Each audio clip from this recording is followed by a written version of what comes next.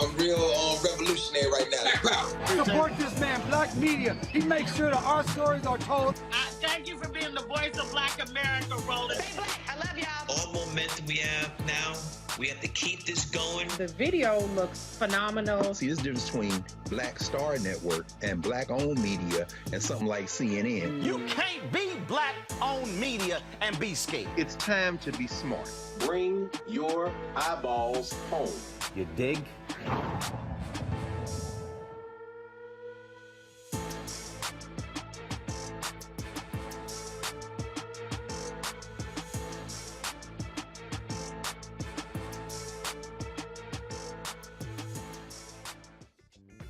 Today is Thursday, March 17, 2022. Coming up on Roland Martin Unfiltered on the Black Star Network, the Tennessee Comptroller is giving a majority black town an ultimatum. Dissolve the town's 153-year-old charter or the state will take over. The town of Mason already declined to merge into Tipton County Government. The takeover is happening as Ford plans to build a massive manufacturing facility close by. We have the vice mayor of Mason and the chair of the Tennessee Black Caucus to break down what is happening. Colin Kaepernick's organization, Know Your Rights Camp, has launched an Autopsy Initiative offering free autopsies to families of those killed by law enforcement. One of the medical examiners associated with the initiative will join us tonight. They call him Louisiana's marijuana-smoking, Confederate flag-burning candidate. Gary Chambers Jr., who is looking to unseat Republican Senator John Kennedy, will explain why he is the change the Pelican State needs. Supreme Court Justice nominee Judge Ketanji Brown Jackson is getting support from both sides of the aisle before her confirmation hearing, which begins on Monday. In Idaho, state Senate Republicans pass a bill allowing family members of a rapist to sue a medical provider who performs an abortion on the woman they raped. I told you these Republicans are sick and out of their minds. Folks, it's time to bring the funk on Roland Martin Unfiltered on the Black Star Network. Let's go. He's got it. Whatever the biz, he's on it. Whatever it is, he's got the scoop, the fact, the find. And when it breaks, he's right on time and it's rolling. Best believe he's knowing. Putting it down from sports to news to politics. With entertainment just for kicks, he's rolling. It's on go, roll, y'all. It's Roland Martin, yeah. Rolling with Roland now. He's funk, he's fresh, he's real, the best, you know he's Roland Martin now.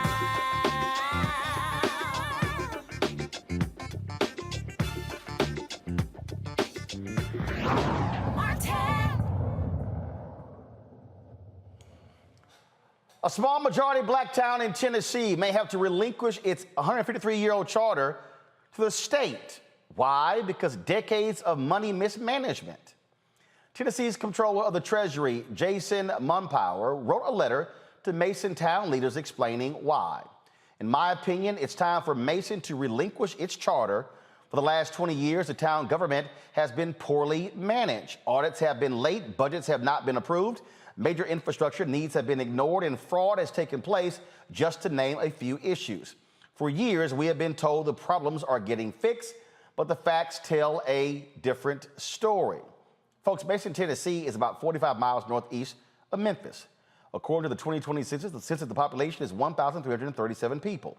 Well, here's the racial breakdown. Whites, non-Hispanics make up 26.18%. Black or African Americans, non-Hispanic, make up 68.36%. In Native Americans, Asians, Pacific Islanders, and others, they don't even combine for 2%. Hispanics and Latinos make up 3.29%. So what's driving the state to take over the black town? Let's go right to it with the vice mayor of Mason joining us right now. Glad to have her here. And also the chair of the Black Caucus, Representative Antonio Parkinson, the chair of the Tennessee Black Caucus from Memphis, as well as, again, the vice mayor. Let's go right to it, Vice Mayor Virginia Rivers. So what's going on here? First of all, the comptroller saying 20 years of problems, of major issues. Explain that. Well, 20 years ago, that's when it all started. But that's been 20 years of when someone else did the damage to the town. It had nothing to do with the administration that's here now. Even though we did walk into it, it's still, we have done everything we could to rectify the problem that occurred before our time. Okay, when you say they started 20 years ago, what does that mean? Who was in control 20 years ago? The Caucasians was in control 20 years ago. So when the Comptroller says there have been audits and budgets have been late, what is he talking about? Well, when he's talking about the budget being late, over in 2016 is when the new administration actually took over. And at that time, it was everything was behind. Everything was messed up. We came in and tried to fix what was not right and tried to gather up the things to make it right. We had to pay for things that we had no idea where they were. There were cars that we were paying for we never saw. So we have struggled all these years. Well, in the last 10 years, I put it like that, trying to make sure we have things in order. Now, granted, we're not in deficit. We're not in default of anything. All our bills are paid. When that happened back then, when the fraud happened, the courts actually ruled that they were not going to make the man pay the money back. So if they weren't going to make him pay it back, why didn't they bother to give us, allow us to not have to pay for it by writing it off? But they didn't. What I'm trying to understand here, Representative Parkinson, is why all of a sudden, why this year is the state controller all of a sudden saying, oh, we're going to take over this town? Well, I don't think it started all of a sudden. And let me be clear. I am not here to represent the comptroller or speak on behalf of the comptroller. I have been asked to look at this and to have conversations with all of the parties and to make sure that this black town is not being railroaded or being mistreated. But however, I think that the vice mayor has stated that this is an issue that has been going on for much longer than she's been elected. I think she's been elected for about 2 years now. But this issue started with white folks. And now, you know, this issue has exasperated itself, and the comptroller is stepping in and doing what he can do by law. And let's be clear also. That when you say this, can you explain that this started with white folks? What does that mean for the people? Yes, you know, all of this with Mason, Tennessee did not start with the vice mayor and the mayor that's in place right now, nor the mayor that was previously there before them. It started with white folks when white folks were in control of Mason, Tennessee. Okay, so here's the deal. So even though Mason is 63% black, you had white politicians who were running the city. Absolutely, and I'll let the vice mayor speak to that. Vice Mayor, when did black politicians take over this town? In 2016. So what was the leadership? What did the leadership look like? First of all, how many council members are there on the Mason's city council? There are 6 aldermen and with 7 with the mayor. Okay, so prior to 2016, what was the racial makeup of Mason, Tennessee? Pretty much what it is now. I'm sorry, the city council. I mean the city council. Oh, before that, it was the same. You still had, but they were all the European Americans. So the whole city council and the mayor was white? Yes. What's the racial makeup now of the city council? We have white and Latino on our board. So the mayor of the city, white or black? Black. Vice, you're black. How many white members, how many Latinos on the city council? One white and 1 Latino. So you have 7 members, 5 African Americans, 1 Hispanic, one white is on the city council. Yes, sir. So you had white leadership of Mason, Tennessee all of these years. All of a sudden, new leaders come in, and now the comptroller wants to step in. At any point in the last 20 years, did the state controller say, hey, Mason, we're going to take over your city? No. When we knew that they were going to come in, it was in February when they had a meeting with the mayor and aldermen, and that's when we just found out that they wanted us to relinquish our charter or they would come in and take over the finals. Those are our options. We didn't have any other options. And it was like a demand. It wasn't like acts. It was a demand. So talk about this Ford facility that's coming in. How significant is this? It's very significant because Mason can really prosper with this Ford company. We're glad the Ford company is coming. What we don't understand is why this is happening now. The comptroller has not bothered. They talk about our infrastructure of the town. If the infrastructure was so bad, you knew Ford was coming 9 years or so ago. So why didn't you bother to come in, try to help Mason get their self together if that was the case? But I will also let you know that the mayor that's trying to take over our town, the county mayor, sits on the Ford board. Not only does he sit on the Ford board, he also has purchased, the county has purchased 300 to 500 acres of land between Mason and the mega site. So you tell me why they want to take over. Representative Parkinson, so what do you see happening here? Well, here's what I see, and I think it's important too that we give some context to the narrative.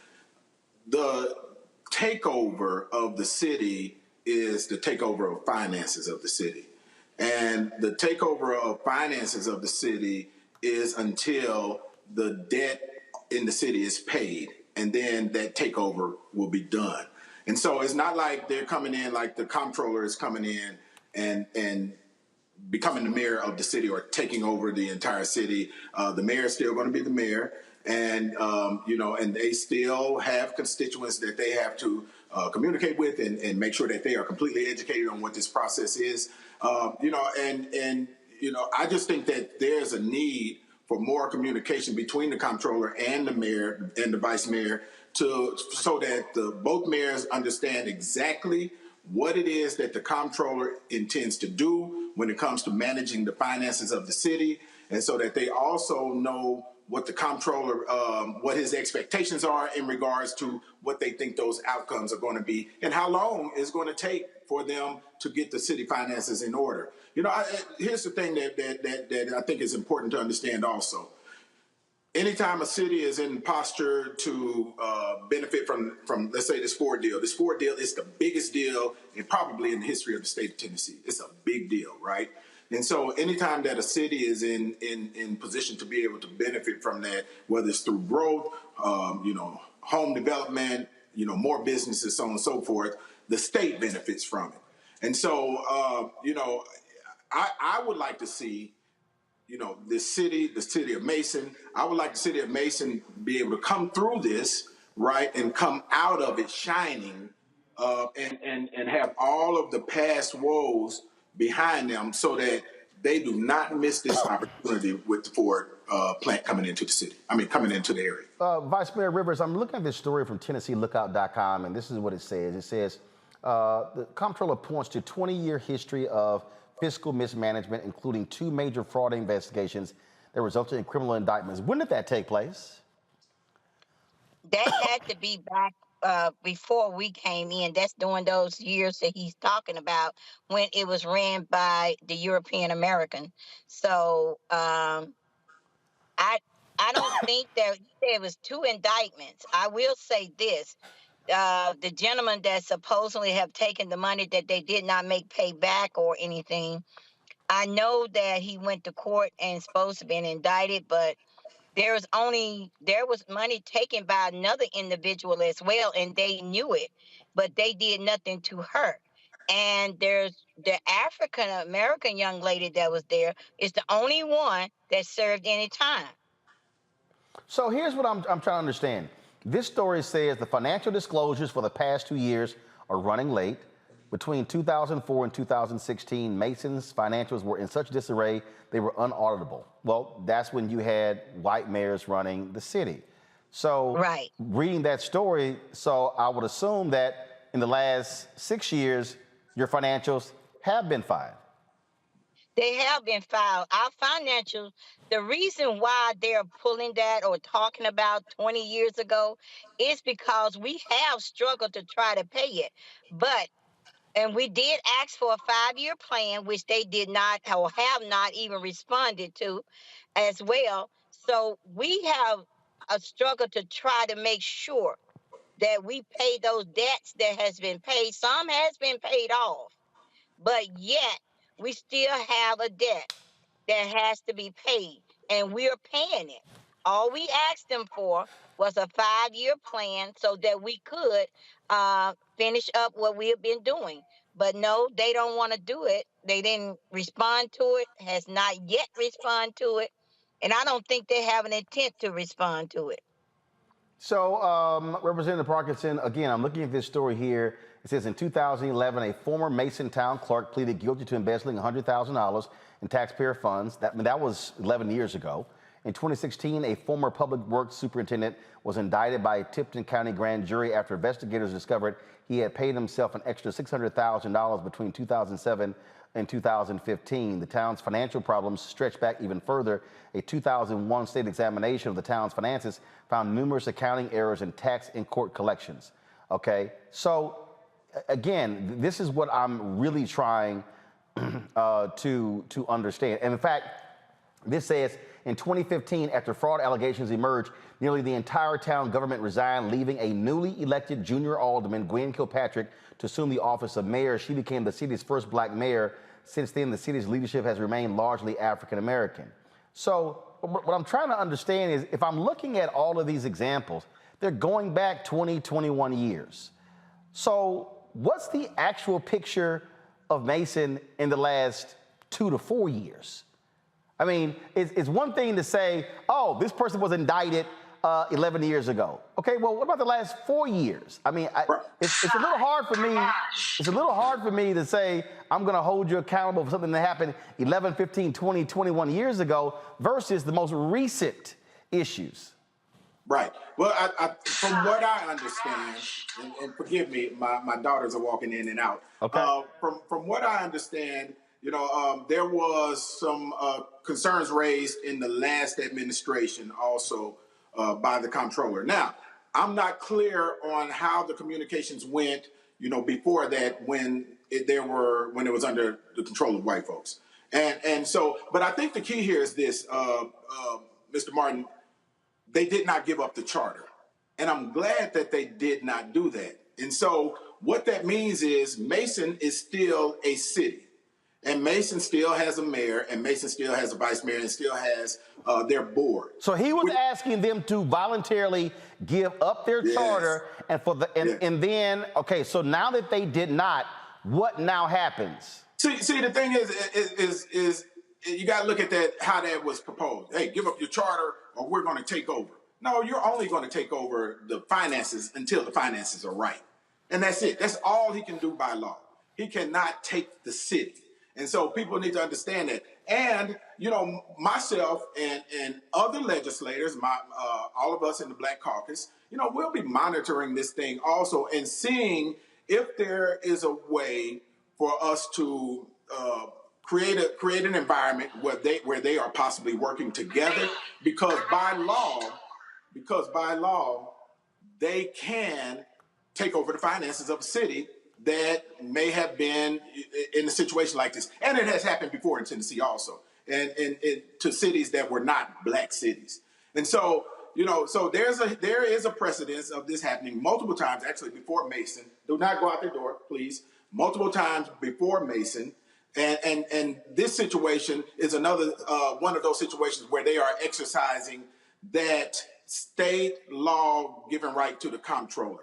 Now, can we have conversations and find ways to have the Comptroller, help them to become a better city as we're coming through this process, have the suggestions in place, have the infrastructure. And when I say infrastructure, I'm talking about the financial infrastructure in place for them to be able to grow the city? Yeah, absolutely right. Absolutely. But the key is they did not give up that charter, and I'm glad that they didn't. Vice Mayor, what exactly is next for you as well as the City Council? Are you, when you talk about issues that you've had. Y'all looking for a repayment plan. I mean, what is y'all plan to move forward to address the financial issues raised by the state controller? Well, our plans were to hire city manager, along with maybe having to cut some salaries. And moving forward, we had already presented the things that we wanted to do for us to see the town to grow. But we have got to get out under the situation that we are in. And I'm ready for our town to get out money as well as to grow.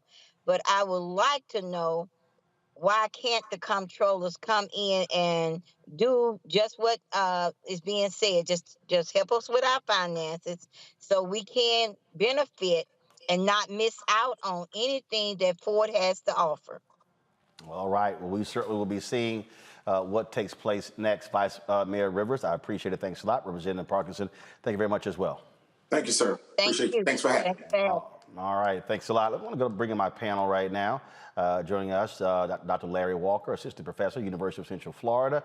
Reese Colbert, founder of Black Women Views. Dr. Greg Carr, Department of Afro-American Studies at Howard University. Greg, you know Tennessee quite well. It is interesting, again, when you look at the timing of this letter from the state controller, making all of these comments, and again, bringing up stuff that's 10, 15, 20 years old versus what's the most recent conditions of the city. It is interesting, Roland. Jason Manpower is a criminal.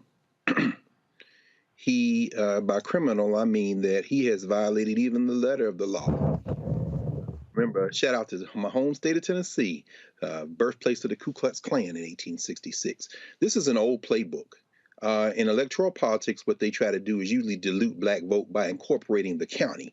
Nashville, Davidson County, Memphis, Shelby County. In the case of this guy right here, this clown, the Tennessee Comptroller, been there a little less than 2 years. Back last May, he had a grand opening for a $450,000 comptroller office in Memphis. One problem, he sent out the invitations before the Tennessee legislature had approved the funds. And then he went off and hired Mike Donovan, who was one of Trump's federal prosecutors. He's a criminal. And by even in just that one violation. But what's going on here, there are several counties there north of Memphis. One, of course, is the one you just talked about with Mason. Mason is in a county there that they want to have the municipality take over. And they can't do it because they didn't give up their charter. About 8 miles from Mason, in a place called Haywood County, is Stanton, Tennessee. Stanton, Tennessee is another little all-black town. But this blue development that they're putting together, the Koreans and the Ford Motor Company putting together, Blue Oval City, that is going to transform the region. There's talk of a sewage plant going in there. They want to sniff up them little black towns. And as many as 8,000 workers are going to be coming in and out of that plant daily. And so they could overwhelm them with force. But what these Klansmen, what these white supremacists, what these white nationalists want to do is pave the road for that. And that is exactly what they're doing. It's indefensible. And one other thing, they don't want to go back 20 years because the history of Tennessee, like the history of the South, is the history of white corruption in politics. I'm old enough to remember when Ray Blanton was the governor, a Democrat, and they were stealing money with both fists. He knows what he's doing. The comptroller is part of a long, proud tradition of theft in the South. Reese, here's what's interesting. This is what this story says. Mason lies just 5 miles from the future site of Blue Oval City Ford Motor Company's 4,100-acre electric truck and battery plant. Taxpayers gave them $1 billion in taxpayer incentives. They're going to have 27,000 new jobs, $22 million annually in state taxes after it opens in 2025. But if you keep reading the story, here's what's interesting. It talks about what is going to happen. Where to house an estimated 33,000 temporary workers needed to construct the site and the 27,000 permanent workforce needed when the plant opens in 2025 has been a central preoccupation for county and town mayors in Tipton, Haywood, and Fayette counties, all within commuting distance of Blue Oval's campus. Of course, Mason is about 5 miles away. So what we're talking about are hotels. We're talking about temporary housing. We're talking about whether or not that's going to be, let's say, trailers, or there's going to be, if it's going to be actual homes. And so what we talk about here is money. That's exactly what this is all about. I mean, this is the story of Black cities across the country. It's all about neglecting Black cities, and when they feel like they don't have anything to offer the greater area. And then when you do have a potential economic boom, like what we would see with this Ford plant moving in, then it's let's extract as much wealth out of these places and manipulate it and take control of their finances so that we can do with it what we want to do with it, as opposed to helping enrich and improve the lives of the Black citizens that live there. So if you can't neglect, then you steal. And that's just the corrupt way of doing business. And so you can bet that the housing location decisions, the tax incentives, the tax revenues, all of that is going to be enriching the folks that are trying to take this financial responsibility away from the now Black leaders of that city. Larry, what I don't understand is if you're the state controller and you're that concerned, why don't you simply send in help? Why don't you send in expertise to say, hey, Mason, we want to be able to come in, help you and assist you in terms of completing your financial forms, things along those lines. I don't understand why that's so hard. I don't see that was suggested in this letter. Yeah, Roland, what's happening in Tennessee and this, it's in a Black town reminds me of how the mob moves in, right? They kind of strong arm you. Wanted them to give up their charter, and the state rep talked about them coming in, the state coming in and overseeing their financial, all the financial issues. But you heard the vice mayor say that they offered to pay this money back over 5 years, and that they never heard back. So this is just strong arm tactics. Roland, the other thing I want to say is this reminds me of so many Jim Crow policies that people don't want to talk about anymore, right? So essentially you have the state coming in and telling this Black town that will flourish from this economic development that your voice doesn't matter. We're not willing to negotiate, and strong arming them and taking over their financials. The other thing is in terms of what's going to happen here long term, let's be honest here. So the next step is that once the comptroller takes over, then the next step will be that the state will at some point pass some law to allow it to be permanent and maybe take over additional control, because we're talking about the intersection of racism and economic development, right? So after that happens, then the next thing will be gentrification. All these jobs and opportunities come into this community, and the next step will be to shift from the racial dynamics you see now to move most of those Black folks out. Right. And that's another issue, because when we talk about economic development in Black communities, a lot of wealthy Americans is housing. Right. So then you'll deny them the opportunity to build generational wealth. So they're strong arming them like the mob. And once again, this reminds me of a lot of Jim Crow policies. We are quite familiar with how these things work. And so glad to see leaders there not give up their charter. Makes perfect sense. So I would say to the state of Tennessee, if you're serious about it, send in your expertise. Don't just simply say you're going to take them over. All right, folks, got to go to break. We come back. Colin Kaepernick is not in the NFL, but the Know Your Rights camp continues to help those in need. They are now offering free autopsies for individuals who have died at the hands of law enforcement. We'll talk to one of those medical examiners next on Roland Martin Unfiltered on the Black Star Network.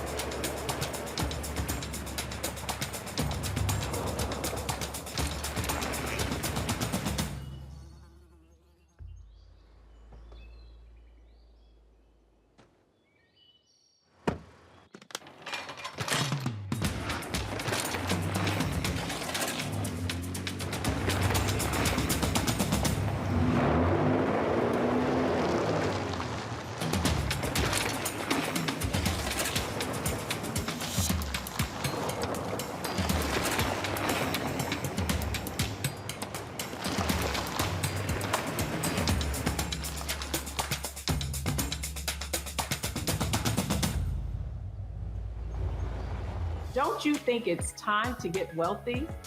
I'm Deborah Owens, America's Wealth Coach, and my new show on the Black Star Network focuses on the things your financial advisor or bank isn't telling you. So watch Get Wealthy on the Black Star Network.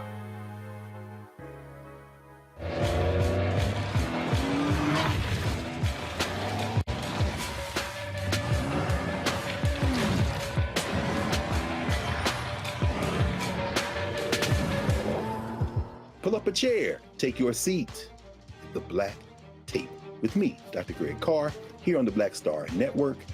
Every week, we'll take a deeper dive into the world we're living in. Join the conversation only on the Black Star Network. Hey, I'm Deion Cole from Blackish. Hey, I'm Arnez J. Black TV does matter.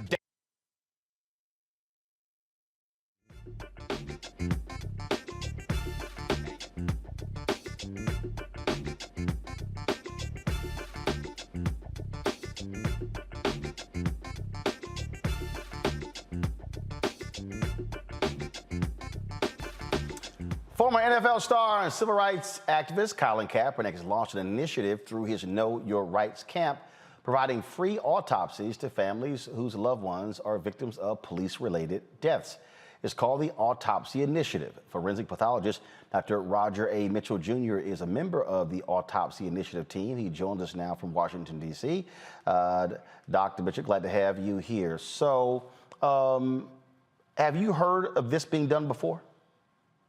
No, this is the first of its kind, providing this type of access to autopsies and medical services like this for free for families that have lost loved ones engaged in the criminal legal system or due to law enforcement force.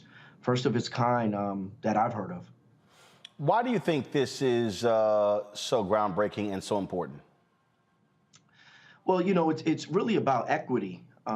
It's about having access to the things that are important to us as a community. And we know we're in a season and have been in a season really for hundreds of years where law enforcement, the criminal justice system takes liberty with black bodies, black and brown bodies, poor bodies in this country. And now we have an opportunity for there to be an objective look at the medicine and science and forensics that may be associated with the cause and manner of death, and making that available to families where otherwise they would not have that in a way that they could rely on. So, first of all, so how does this work? So how does someone reach out? You know, and you know, just what's the process? So there's a website, Know Your Rights Camp / Autopsy Initiative. There's a form that is filled out. That form can be filled out by family, could be filled out by friends, could be filled out by an attorney that's representing the family. And once that form is filled out, that information goes to individual that has been trained in medical legal death investigation. They'll ask a series of questions, and then it's brought forward to the closest medical examiner in the system, as well as additional forensic pathologists for review. And if it's a case that fits the criteria, then that case will be brought in for a second autopsy, and in some cases, a first autopsy. Questions from my panel. Reese, you first. Yeah, I mean, do you have any kind of statistics on how often, like, for instance, families are lied to, or how often families are even denied autopsies in the first place for these kind of cases? It's a really good question, and I think that part of having these this type of initiative, we can get to those numbers. Right now, there's a law on the books called the Deaths in Custody Reporting Act of 2013 that requires the federal government to count how many people are dying while in custody, whether it's the pre-arrest phase, like we saw in George Floyd, or individuals dying from natural disease too early while in the prison system. And right now, there's not full participation in that law. So we don't know how many people are dying associated with our criminal legal system. And so by having an initiative like this, we can support families that may have some questions. Larry. Yeah, sure. I'm wondering, this is a very important initiative. And one of the things I want to ask you, if you guys are partnering with other organizations, right, to expand your reach, and also in terms of be able to communicate to let people know that you guys are out there.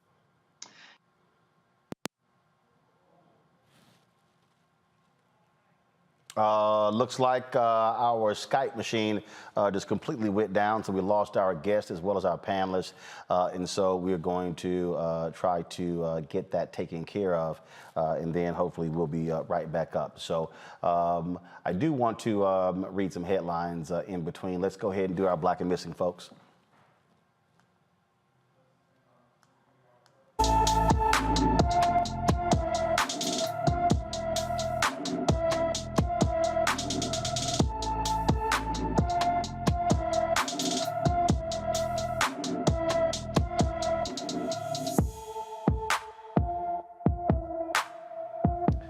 Fourteen-year-old Marcel Thomas was last seen in Danville, Virginia on March 13th. Marcel is 6 feet tall, weighs 180 pounds, with black hair and brown eyes. He was last seen wearing a tan jacket and light blue jeans. Anyone with information on Marcel Thomas should call the Danville, Virginia Police Department at 434-799-6510, 434-799-6510.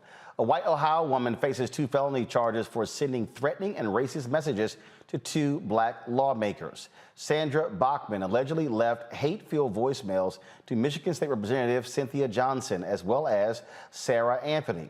One message to Representative Anthony said, "Hey, need to cancel that bill against the vets, you little traitor, and you won't see the bullet coming, let me tell you that. So stop this shit and you're fired. We'll be coming to Michigan soon to remove you from your post." The other voicemail allegedly sent to Representative Johnson says, "Well, baby doll, nigger lip bitch monkey, we are going to get you. You will die. You're one of the worst offenders. We actually have a tier 2 in like points for how much you're worth once we kill you. You're going to die, and I'm happy about it. The whole world will be rejoicing. Just know that. Sleep well." Well, that's vicious. Bachman faces over 20 years in prison for a count of false report or threat of terrorism, a count of ethnic intimidation, and 2 other counts related to making a threat using a phone. Her arraignment is in 2 weeks. A former Kansas City detective will spend 6 years in prison for the killing of Cameron Lamb in 2019.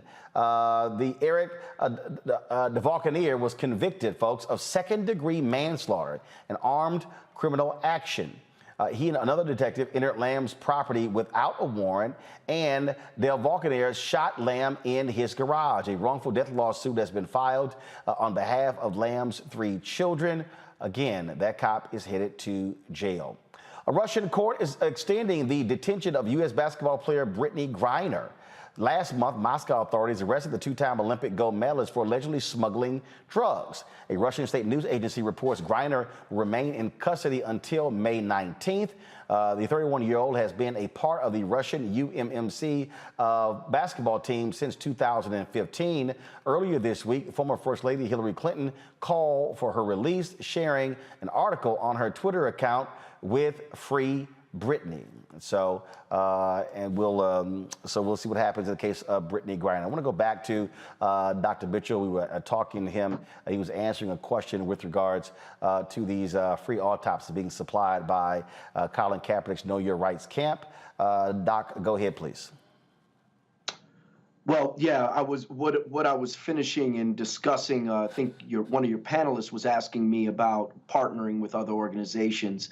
What I explained is that I'm the vice speaker of the House of Delegates for the National Medical Association, the oldest and largest group of black physicians. So the National Medical Association is involved and will be doing some discussions on deaths in custody. The National Bar Association, we're hoping that we can present at the upcoming conference this summer for our black attorneys to bring more awareness to this initiative. And so we're hoping that to get the word out so that families aren't suffering in silence and they know they have access to this resource. Greg, question you have for the doc. Thank you, Roland, and thank you, Dr. Mitchell. In looking at the team, your team there, the five doctors, I was intrigued by the fact that both you and Dr. Okoye served at one time as DC's chief medical examiner, and of the 2 women, 3 men, there are 3 black folk, including one sister, Dr. Wilson.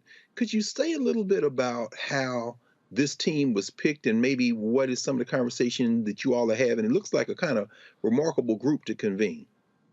Yeah, I think it's pretty remarkable, and I don't know if that group is done looking that way. I think that there probably will be additions to the team. You know, Sarah Wecht is one of the senior statesmen in forensic pathology, and I believe that he made most of the phone calls. I know that he reached out to me. I've written one of the biggest pieces on deaths in custody in the forensic pathology literature on how to conduct these investigations, along with a group of national experts, but I led that group. So that's what's put me in the mix. And then obviously Dr. Wilson has been involved in several high-profile cases as well. And so this was a good start of people that believe in deaths in custody as a public health issue and working through and helping families. So we hope that we will have additional forensic pathologists join us as we continue to provide services to these families. Thank you. This is certainly a quite interesting initiative. Reese? Oh, I already asked my question. I want to make sure, like I say, when we went out, so threw everything off there. So I want to give everybody a shot there. Doc, the last question here, is there a set number of autopsies the camp will provide every single year?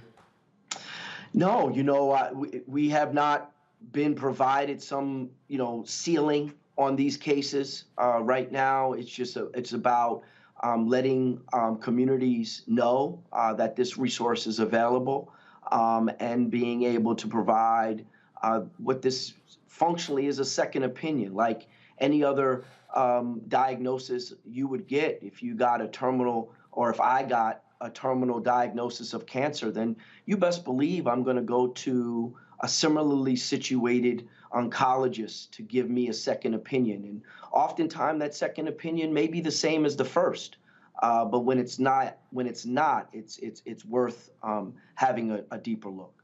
All right then, Doc, I certainly appreciate it. Thank you so very much. Absolutely. All right then, folks, got to go to a break. We'll be back on Roland Martin Unfiltered on the Black Star Network. Don't forget to support us in what we do. Download the Black Star Network app, available on all platforms: Apple phone, Android phone, Apple TV, Android TV, Roku, Amazon Fire, Xbox One, Samsung Smart TV as well. Of course, you can also support us in what we do by going to supporting us financially, to cover what we love to cover. Okay, yeah, wrong one, y'all. The giving graphic. There you go. Thank you very much. P.O. Box 57196, Washington, D.C. 20037. Cash App is $RM Unfiltered. PayPal is R Martin Unfiltered. Venmo is RM Unfiltered. Zelle is Roland at RolandSMartin.com. Roland at RolandMartinUnfiltered.com. I'll be right back.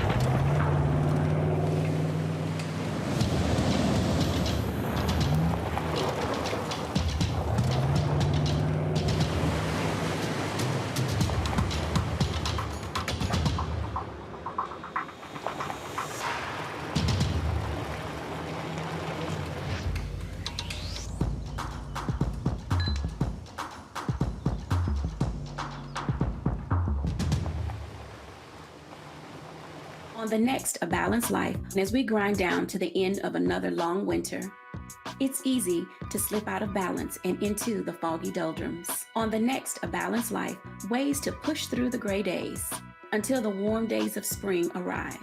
Join me, Dr. Jackie, on A Balanced Life on Black Star Network.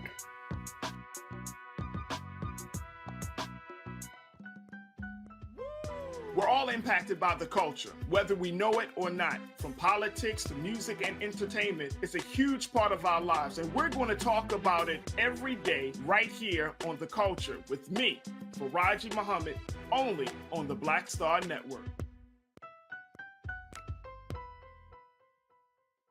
I was in the telephone booth on 63rd and 3rd Avenue.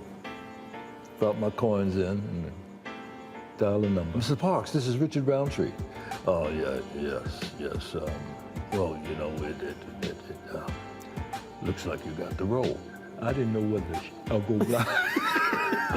Oh, really? Okay, well, wait. You can't tell anyone. Can I tell my parents?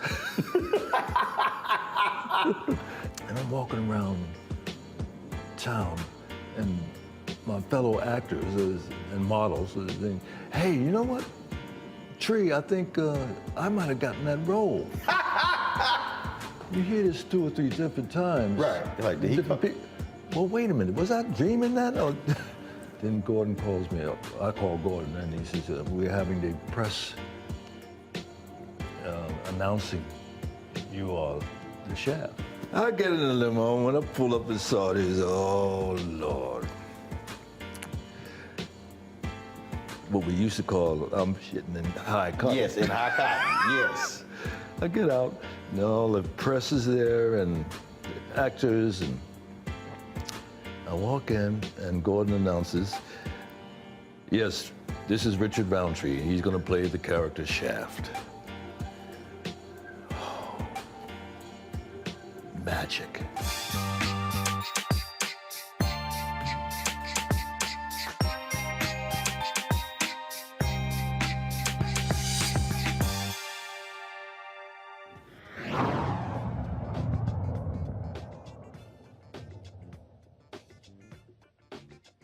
Go to the wide shot.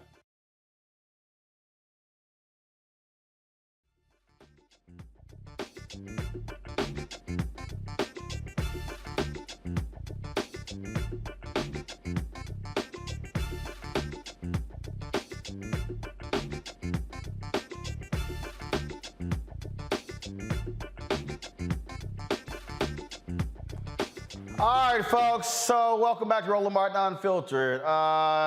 Gary Chambers, y'all might remember when Gary first drew our attention. Do we have the school district video? So y'all might remember when Gary went before the school district in Baton Rouge, and let's just say he let them know exactly how he felt about them. When it came to the one of the schools there, in terms of renaming it, you had some folk there who were not too pleased with what he had to say. He has been very much involved in Baton Rouge for quite some time, an activist on a variety of issues. Then Gary also ran for Congress against others. The seat, of course, was won by Troy Carter.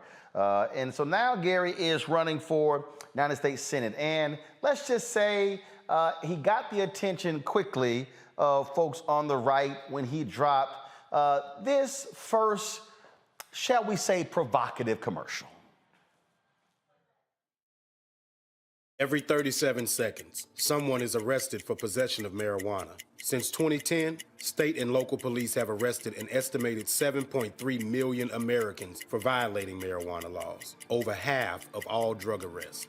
Black people are 4 times more likely to be arrested for marijuana laws than white people. States waste $3.7 billion enforcing marijuana laws every year. Most of the people police are arresting aren't dealers, but rather people with small amounts of pot, just like me. I'm Gary Chambers, and I'm running for the U.S. Senate, and I approve this message.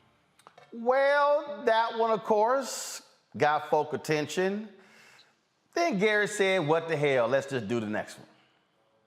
They said, we hold these truths to be self-evident, that all men are created equal. But here in Louisiana and all over the South, Jim Crow never really left, and the remnants of the Confederacy remain. In 1873, when a black man named P.B.S. Pinchback won a U.S. Senate race, he was never seated. They claimed election fraud. The attacks against black people, our right to vote, and participate in this democracy are methodical. Gerrymandered districts are a byproduct of the Confederacy. Our system isn't broken. It's designed to do exactly what it's doing, which is producing measurable inequity. 1 in 13 black Americans are deprived of the right to vote. 1 in 9 black Americans do not have health insurance. 1 in 3 black children live in poverty. It's time to burn what remains of the Confederacy down. I do believe the South will rise again, but this time, it'll be on our terms. I'm Gary Chambers, and I'm running for the U.S. Senate, and I approve this message. So check out Gary's next commercial, one he, of course, dropped against his opponent. I'm running for the U.S. Senate, and this is my opponent, John Kennedy. He used to be a Democrat that talked like this. Well, we have another program here at Treasury that we're very proud of. But then he became a Republican, switched accents, and now he talks like this. I will not let you down. I'd rather drink weed killer. Oh, and by the way, now he's good buddies with this guy. John Kennedy inspires people like this and has now raised $15 million to keep ruining Louisiana. We need to build a grassroots movement to defeat John Kennedy and build the margins of the Democratic Party in the U.S. Senate. Chip in today. We're a long way from 15 million, but people power can catch up. Let's go to work. Avocado toast eating insiders elite.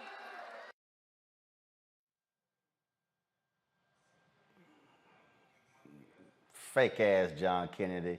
Now, I really can't wait. I doubt John Kennedy will actually choose to debate Gary. But, you know, I really do hope that if they do debate, we get to see Gary raise his hand to John Kennedy like he did this. I had intended to get up here and talk about how racist Robert E. Lee was, but I'm gonna talk about you, Connie. Sitting over there shopping while we talking about Robert E. Lee. This is a picture of you shopping while we talking about racism and history in this country. Only white members of this board got up while we were up here talking too, because you don't give a damn, and it's clear. But I'm gonna tell you what the slaves, my ancestors, said about Robert E. Lee, since you don't know history, sister. Let me tell you that they said when he got the plantation, after he got off the field where 27,000 people died at Gettysburg, Connie,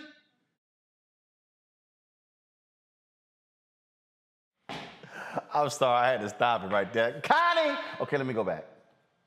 Robert E. Lee was a brutal slave master. Not only did when he whooped the slaves, he said, lay it on them hard. After he said, lay it on them hard, he said, put brine on them so it'll burn them. That's what Robert E. Lee did. And you set your arrogant self in here and sit on there shopping while the pain and the hurt of the people of this community is on display, because you don't give a damn and you should resign. You should have resigned 2 years ago when you choked a white man in his house. You should have resigned 2 weeks ago when you got on TV and said foolishness. And you should walk out of here and resign and never come back, because you are the example of racism in this community. You are horrible. Now to the rest of the board. You have an obligation to the people of this community, and 81% of them are black. And do you need a Klan rally outside, Mr. Goday, before you end it? Because holding it up means that you put that building in jeopardy. You do, sir. Because all over the country, they burning stuff down. And black folks in this city have stood with protesters. I ain't seen you elected officials out there with them, making sure that nothing goes south in Baton Rouge. It's been folks in this community who give a damn, not just when it's comfortable, but every time. And 4 years ago, we came down here. Mr. Drake, they say you're a good man. Be a good man. Black folks say you're a good man. White folks say you're a good man. Your legacy is attached to tonight, brother. Your legacy. Now, let me say to the black members of the board, it's the most solidarity I done seen out of y'all in forever. Let's keep it that. Let's stand on this moving forward, because we don't need to apologize for Connie, Evelyn. She showed you who she was when she was sitting next to you while you were talking shopping. You don't need another example. Now, when do we as Baton Rouge stop being in 1856? If you want to name the building after somebody, how about PBS Pinchback, the first black governor of the state of Louisiana, when he was governor during Reconstruction? You want another name? Oscar Dunn, who was the lieutenant governor of the state of Louisiana in the 1860s, that gave the right for Darius Landis and Don Collins and Evelyn Ware Jackson and Tremel Howard to get here. You want to name it after somebody from Reconstruction? Name it after the people who fought for abolition of slavery. If you want to name it after somebody, honor the right people, the people who are on the right side of history. But it's your ancestor that the school is named after. So you're holding on to your heritage. But we built this joint for free. And we've done begging you to do what's right. Thank you, sir. Next. Connie. Joining us right now is Gary Chambers. Gary, what's up, man? What's good, brother? Thank you for having me. Man, you done got these white conservatives all mad, upset. Fox News pulling videos of you talking about Farrakhan, and man, you got them mad. Well, we're gonna stay on them all year long because we're gonna speak truth to power and justice every step of the way. Well, what really tripped me out in that third spot, you know, like fake ass John Kennedy with that fake ass accent, trying to be all homespun and trying to be all down to earth. And what gets me is he comes to D.C. to act dumber and sound dumber in appealing to these dumb Republicans. Well, I call him Foghorn Leghorn, Senator Foghorn Leghorn, you know, because he spends more time pretending than he does actually legislating. And excuse me, my eyes watering over and over, Roland. But John Kennedy is an embarrassment to this state. He voted against infrastructure dollars. That's billions of dollars that would have come to this state to help the people of this state. Why does that matter? Because at the time he voted against infrastructure, Hurricane Ida had just happened in Louisiana. We had power lines down all over the state. We had people in Houma, Louisiana, who were without power for a month while John Kennedy was on Fox News talking trash. And Roland, this is a man who was elected with 536,000 votes. There are 900,000 black voters in the state of Louisiana, 1.2 million eligible black voters in the state of Louisiana. This is simply a question of, can we raise resources to activate a populace of people to flip a seat in the U.S. Senate? So when it comes to running, are there other Democrats who are running in the primary, or are Democrats giving up on even running against John Kennedy? So, you know, we have a jungle primary. There is another Democrat in the race, but that person has been in the race since October. They raised about $195,000 in 3 months. We exceeded $600,000 in fundraising in our first month. We're continuing that momentum into the second month, and we're going to close out the quarter strong. We know that we're the front runner in this race. And we're the only candidate that the country is talking about as it relates to the U.S. Senate in Louisiana. John Kennedy's beatable, but he's only going to be beat by somebody who can build a grassroots movement to touch voters that are not typically touched to get them to show up to the polls. John Bel Edwards is the governor of Louisiana. He's a Democrat, and 50% of black New Orleans did not go to vote when he was on the ballot, yet he won. This is a way for us to be able to activate a piece of the pie in this state that has never been touched, never attempted to touch, but we can get those people out and we can beat Kennedy.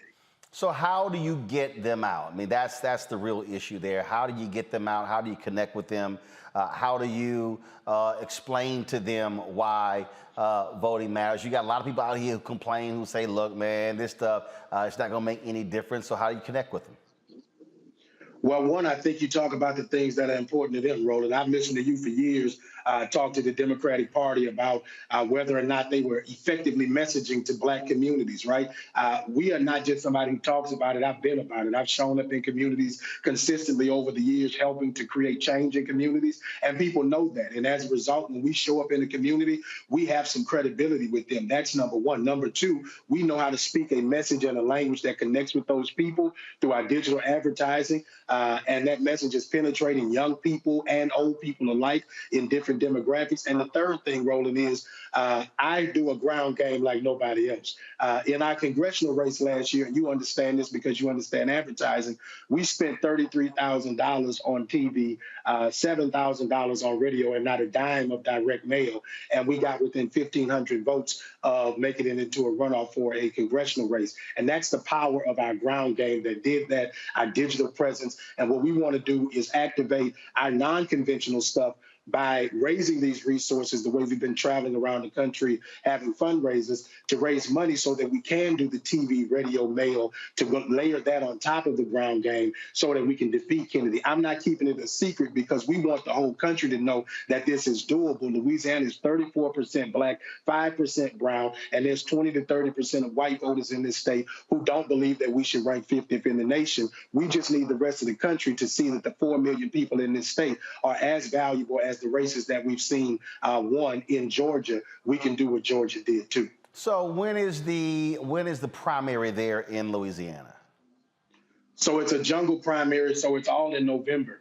So we've got to be able to go through from now until November with our message, keep Kennedy under 51% and end up in a runoff with him in December. So ultimately, this will be one of the last seats in the U.S. Senate if we get there. If a Democrat, the other Democrat, chooses to run for another position or not run for this, that leaves us wide open head-to-head with Kennedy November the 8th, and we believe that we can beat him head-to-head given the opportunity and the resources. So explain that when you say it's a jungle primary. So like, for instance, in Texas, the runoff primaries are going to happen in May, and then whoever wins in the primary then faces in the general election in November. That's not the case in Louisiana? That's not how we do it here. You know, Louisiana got to do everything a little different. So everybody who's decided to run Democrat or Republican is placed on the ballot for November the 8th. The two people who, if no one gets to 51%, the two top vote getters go into a runoff in December. And then that is kind of functions like our general election. Has that December date been set? That December date is set. I believe it's December the 8th or the 11th. Don't quote me on that. I know November 8th is the day we got to get busy first. Right. So the goal is to keep Senator Kennedy, the incumbent, under 50%. Is it 50 plus 1%? So if he gets 50.1, does he get 50.1%? Then no need for a runoff. So you got to keep him under 50%? We keep him under 50%. We know we can keep him under 50%. And if we keep him under 50%, we go into a head-to-head runoff with him in December. Got it. All right, questions from my panel. Let's see. Greg, you're first. Thank you, Roland. And thank you, Brother Chambers. I'm a big fan, brother. Given what you said, we've all known those numbers for some time. Mike Espy should be in the United States Senate from Mississippi if we could have activated it. And Roland has kind of set the stage by asking the broader question. I guess I want to ask you, I think about Cori Bush, I think about Ilhan Omar, and now looking at you in a statewide run for the federal legislature.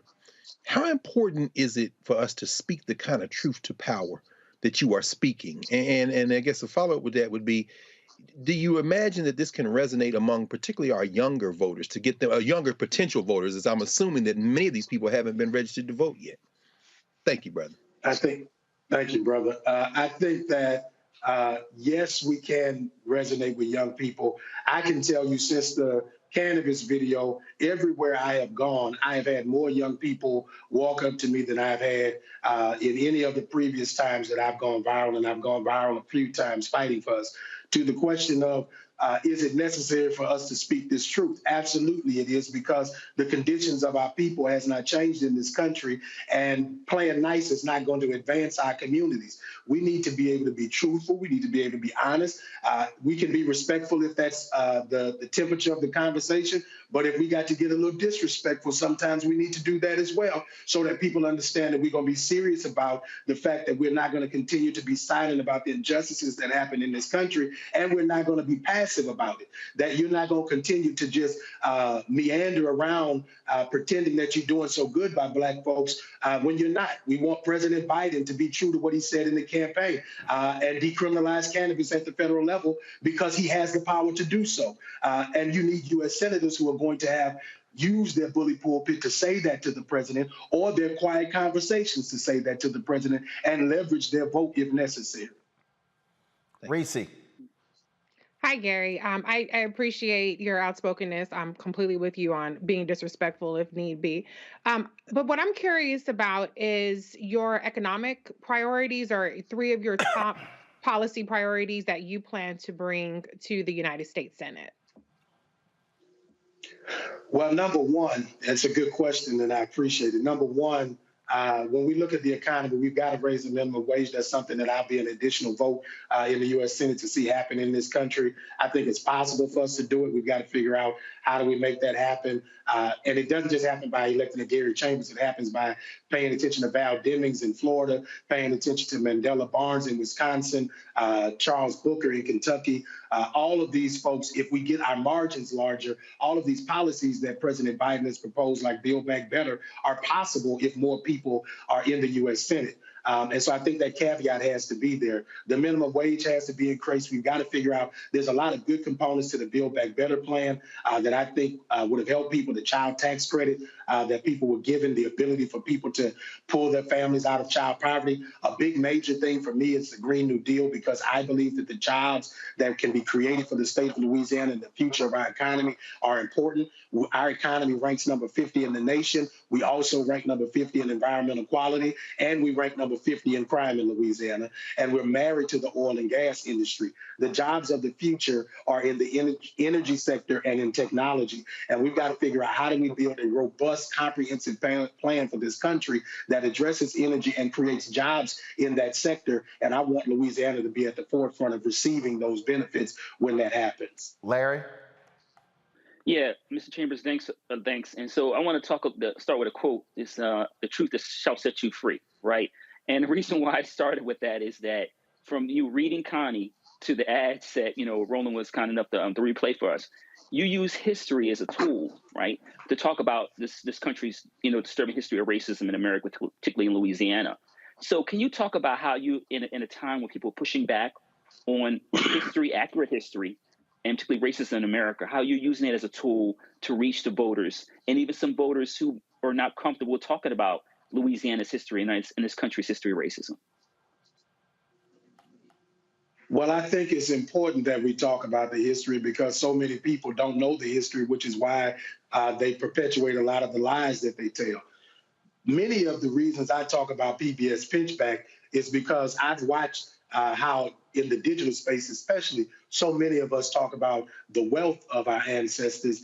Those of us, we talk about how they burned down Greenwood, and all of those things were terrible. And our ancestors did go and create commerce, but they also elected their peers to represent them. And they don't want us to know about that, because that's where power lies. You can have Jay-Z have $1 billion, but a governor controls $20-30 billion a year, right? And so that's power to be able to influence the social conditions of people. We need to be able to understand that this portrait you see behind me has Oscar Dunn in the middle of it, and PBS Pinchback is on it as well. Those men were elected in the 1800s. They created some of the first civil rights ordinances that existed in this country, some of the education policies. That's how Southern University got created, Grambling State University, as a result of what these men went into the state legislature to do. But what they don't tell you is that PBS Pinchback becoming the governor was a ricochet effect, kind of like what we see with Raphael Warnock becoming the U.S. Senator from Georgia, that it caused a reaction by the white majority to try to prevent it from happening again. And so from PBS Pinchback, it is 1990 before Douglas Wilder becomes the governor of Virginia. And what I'm trying to convey to us is that we are in as serious a moment as they were in Reconstruction, that there will be attempts to prevent us from achieving the excellence that we know is possible through the democratic process by restricting our votes, by gerrymandering, by creating all of these outlandish voter laws that they are creating. PBS Pinchback actually won a U.S. Senate race back in the 1870s. And a word that they use now, voter fraud, is what they use to prevent him from being seated. And what we need to know is that the devil don't use new tricks. The question is, do we know his game? And we teach history to learn the game so that we don't fall for the same mistakes again. So what jumps out here is, I'm going to go back to this whole deal of turnout. One of the issues that we saw in Georgia was that black folks had been saying for a very long time, hey, Democrats, this is what y'all need to do to turn people out, but they didn't want to invest the money. Have you heard from the Democratic Senate Congressional Committee, the DSCC, being chairman is Senator Gary Peters out of Michigan, who faced a very tight race in 2020, running against John James, an African-American, a black Republican. Peters squeaked by. Have you heard, are Democrats statewide, are you talking with them? Are they saying, hey, we want to invest to ensure people turn out? Because the number that you laid out, and I want you to lay those numbers out again, because people need to understand the numbers. When Senator Kennedy won, you say it was 500 and how many thousand? 536,000 votes is what he was elected by. And that was in a 900. That wasn't in a presidential year. That was in like a midterm, correct? I believe he was elected in 2016, but the caveat is he won in a runoff. So he got those 535,000 votes in a runoff. In a runoff. So the argument that you're go ahead. And there are 900,000 registered black voters in the state, 1.2 million eligible black voters. But the Democratic Party in the state of Louisiana has been cash-strapped, and the National Party does not support Deep South parties. I heard somebody brought up Mike Espy earlier. Mike Espy should be the U.S. Senator from Mississippi, but the Democratic Party does not invest in Mississippi and Louisiana. So you're saying that there are 300,000 eligible but unregistered African Americans in Louisiana? Yes, sir. So we intend to get them registered. So have you had conversations with Cliff Albright, Latasha Brown at Black Voters Matter? Have you talked with NAACP and other groups saying, hey, y'all need to be seizing upon this in Louisiana? We can do in Louisiana what happened in Georgia.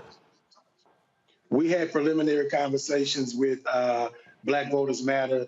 They are very supportive overall and were supportive last year in our congressional race, and anticipate that we're going to be able to get support from them as well. To your first point about the Democratic Senate Central Committee, they have reached out to our campaign. Those conversations are progressing, and that is a result of the work that we've done in the digital space to create a conversation about Louisiana that I don't think that has been anticipated. What needs to happen at this point, though, is people need to jump on early so that we can gain the momentum necessary to make this happen. If the Democratic Party can't talk to me about flipping Texas blue if they can't flip 4 million people in Louisiana. That's Houston. Houston is 3.8 million people. Louisiana is 3.9 million people. If you can't do it in Harris County, if you can flip Texas, you can't flip Louisiana? That doesn't make sense to me. See, this point is so critical because, again, numbers don't lie. Numbers don't lie. If you use the 500 and let's just say 600,000 as your marker, basically what you're arguing is if you pick up 400,000, you said 1.9 million African Americans in the state.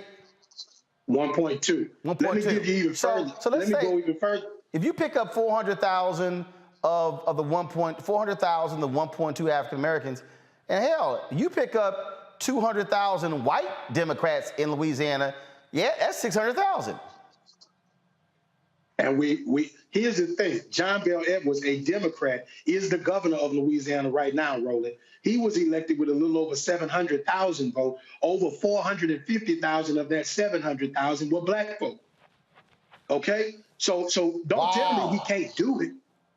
We know we can do it. We have elected a Democrat twice since 2015 in Louisiana. He was elected in 2015, reelected in 2019. And if we are wise, we seize on this opportunity so that we can win not just the U.S. Senate race in 2022, but the governor's mansion again in 2023, hopefully with a black Democrat. So from an internal standpoint, so are you saying, is your target saying, hey, if we hit 500,000 African Americans and we turn out 250,000 white Louisiana Democratic voters, you can absolutely win the U.S. Senate seat. We can absolutely win the U.S. Senate seat, and it's doable. The Power Coalition with Ashley Shelton, they've been doing grassroots organizing, much like the New Georgia Project has been doing in Georgia. They've been touching voters, and over 60% of the voters that they touch in their registered 800,000 list show up to vote in every election that they contact them in. The question is the party going to get on board with a Black Democrat that can win in this state? So what is the voter registration deadline in Louisiana to be able to vote in November? All the way in October, brother. We got another 7 months that we can register people in this state. We got time and opportunity. All we need is resources and manpower. All right, then. I certainly look forward to coming down to Louisiana, doing our show down there, chatting with folks there. So it shall be interesting. And so keep us abreast of voter drives that you're going to be doing there in the state of Louisiana, so we can certainly get down there to cover it. Thank you, Roland. Let me make one more point, Roland. Everything that we have done in this race has been done with a staff that is 90% Black, brother. All right, then. All right. Gary Chambers, I appreciate it. Thanks a lot. Thank you. I want to go back to our panel on this. Reese, the reason I'm always pressing with those numbers, because it boils down to is it's all about the math. It comes down to the math. And I remember, and it was 2012. It was election night 2012. And I was waiting to go on CNN. May have been election night or may have been after the election, or slightly before. But it was definitely in 2012. And we were here in D.C., and we're waiting to go on. And Chris Van Hollen, then Congressman Chris Van Hollen of Maryland, was head of the DCCC. He now is a U.S. Senator from Maryland. And so I was talking to him, and I said to him that, look, man, I said, y'all can actually flip 2 states. You can flip Georgia, you can flip Texas. I said, you got 2.1 million eligible but unregistered Latinos in Texas. I said, at the time, I think there were like 800,000 eligible but unregistered Black and Latino voters in Georgia. And he shook his head. No, he said, red. I said, no, you got to do the work. I said, Doc, I said, y'all just keep giving up, saying, no, there's no shot. I said, if you got the eligible but unregistered people sitting there, you got to go out and get them. Well, folks like Stacey Abrams and Raphael Warnock and others got sick and tired of waiting for these Democrats to do that. So yes, they created the New Georgia project. They actually went out and raised the money independently. And what happened? They changed the laws there, drastically reduced the number of unregistered people. And so that paved the way 8 years later for Warnock and John Ossoff to win in the runoff to become United States senators. And so the same thing. Why are Republicans gaining ground in South Texas? Because Democrats didn't put the resources in there and just automatically assume, oh, they're going to keep voting for us. And so now Republicans have made inroads in South Texas. Now Democrats, oh my God, we got to do something. Well, you should have actually been proactive. What Gary is laying out is what we call a real strategy. And this is why I've been saying, look, Black people, we can't wait for parties to do what they do. So sending money to Black Voters Matter allows for Cliff and Latasha and their organizers to go in and register those people Gary's talking about to be able to change elections. If you don't actually get the folk registered, ain't no way in hell they gonna vote because they ain't registered. Yeah, but even with the numbers that Gary laid out, even with just turning out the registered voters, that would be a game changer in this election. And so I think the problem that we see from the Democratic Party is they focus so much on, activating voters in the 11th hour, the 25th hour. And what you really need is you need to have ongoing credibility and conversations with your base so that they will be activated at all times. And that's a wider network instead of having, staff or volunteers who have to do this outreach and kind of drag people to the polls kicking and screaming. So I think that the numbers definitely line up as Gary Chambers outlined. I was very heartened to hear his stance in terms of his policy positions, because he did, he quoted Build Back Better. That's not, too often you hear from a lot of progressives these days. And he did immediately kind of set expectations of, well, we need more Democrats in the Senate, et cetera, et cetera. So I like that he's not out here selling pipe dreams, but he has the map to back him up, and he has the voice that's authentic and substantive.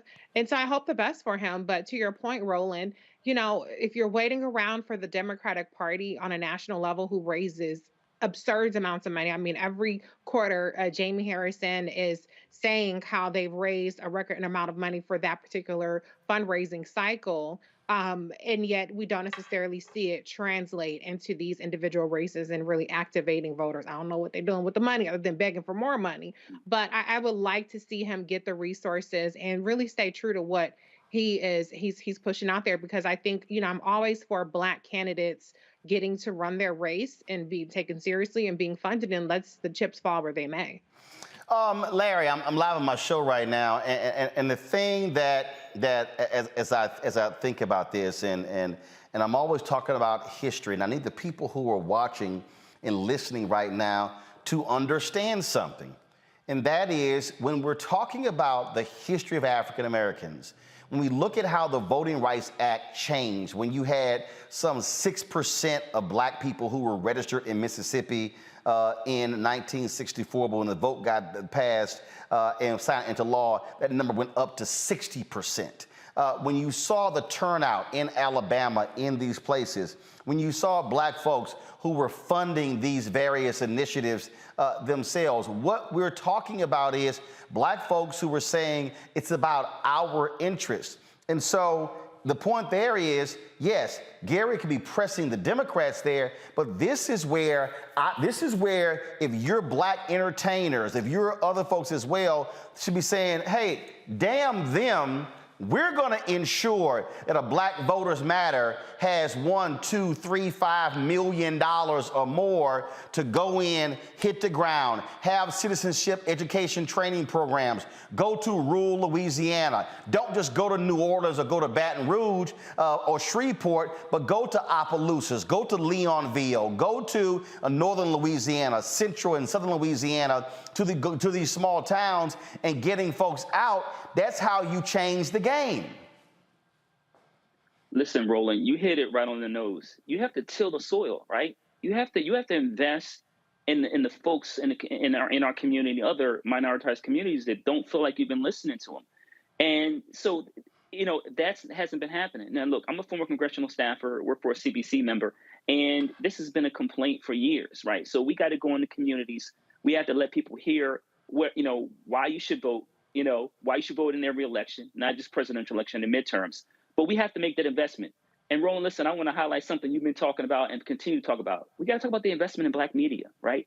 Because if you don't invest in shows like yours, then Black folks don't get the message, right? And you have a massive platform. We have to invest in Black media. We have to also, like I said earlier about tilling the soil, we have to make those investments, long-term investments, right? So we can't, like you said, Reese talked about, we just can't wait to, like we have a, midterm election, say, oh, now we need to go out and we need to reach out to the Hispanic and Black communities and we need to get them to vote for us. No, you can't do that.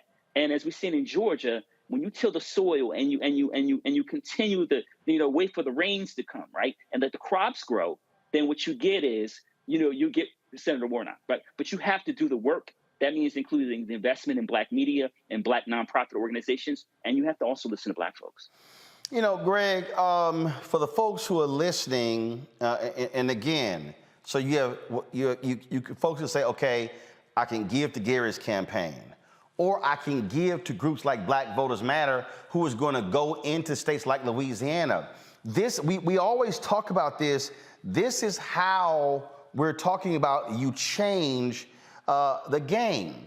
If all of a sudden, and I need people to understand something, numbers don't lie. What Gary just laid out, y'all, it's there.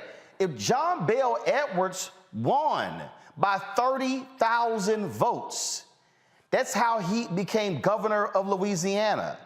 Y'all, it's a statewide race. There is no difference between a gubernatorial race or the U.S. Senate race. Literally, what happened there could happen again in November. It's just a matter of people actually turning out. It is, Roland. And as we have heard over and over again, you said this, Reese, you've been saying it for years. This is about infrastructure. It's about institutions. The White Nationalist Party and the Democratic Party are not the home for the organizational thrusts that use them. We have to think of the two major political parties in the United States of America as means to an end.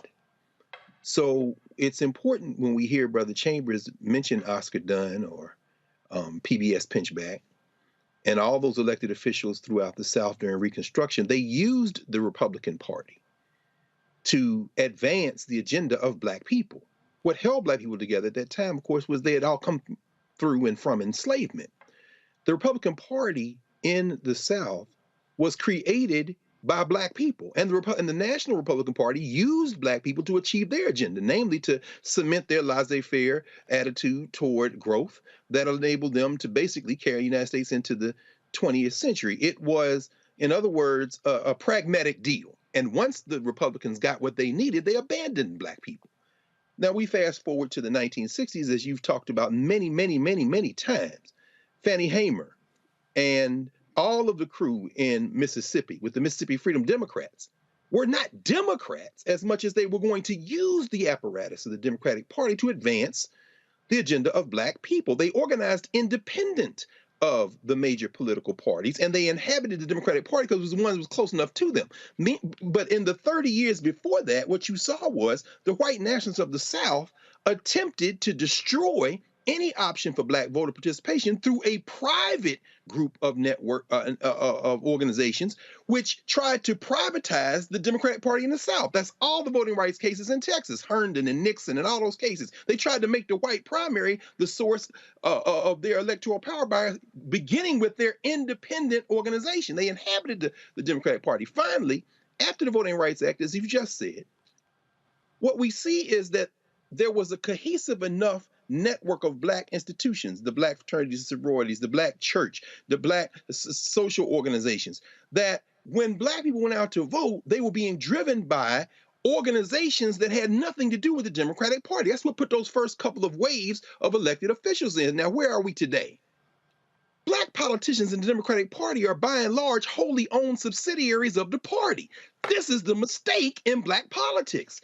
Independent party building doesn't mean that you are no longer voting in the Democratic Party. It means that you have an independent institutional source to drive your participation in whatever the electoral politics are, which is exactly why what you said is essential. You fund the institutions that are independent of the Democratic and White Nationalist Party, and then when they go to work, they inhabit whichever of those parties at the moment advances our interests. And that's why Georgia flipped. You had Black Lives Matter folk down there who are not Democrats. You had folks in Until Freedom who are not Democrats. But they said, if we get Warnock in there, if we get Ossoff in there, we can advance our agenda. It's just that simple. You can't get turnout. What do you say, Roland? You can't be Black media and be scared? No. You cannot be Black on media and be scared. And you can't be Black politics and be scared. When Gary Chambers talks, and I agree with you, Reese, he's got the policy talk, but when you hear him, he's talking like a Black person. Now, Jamie Harrison can't do that because he is a wholly owned subsidiary of the Democratic Party. There's no independent Black political base in the Democratic Party. That's why they're scared of their own shadow, and that's why those white boys gonna keep screwing us until we have an independent organizational formation that will use the Democratic Party the way everybody else uses. Now, see, on that particular point right there, which is, see, this is what Dr. Carr just said, is exactly why I need all of you punk-ass trolls who love to run your little comments. Roland, you owned by the party. First of all, anybody knows me. I ain't never identified as a Democrat. I have never identified as a Republican. I have never worked for a candidate. I don't ever plan on working for a candidate. All of you dumbass trolls talking about Roland trying to get the press secretary job. First of all, that's a pay cut.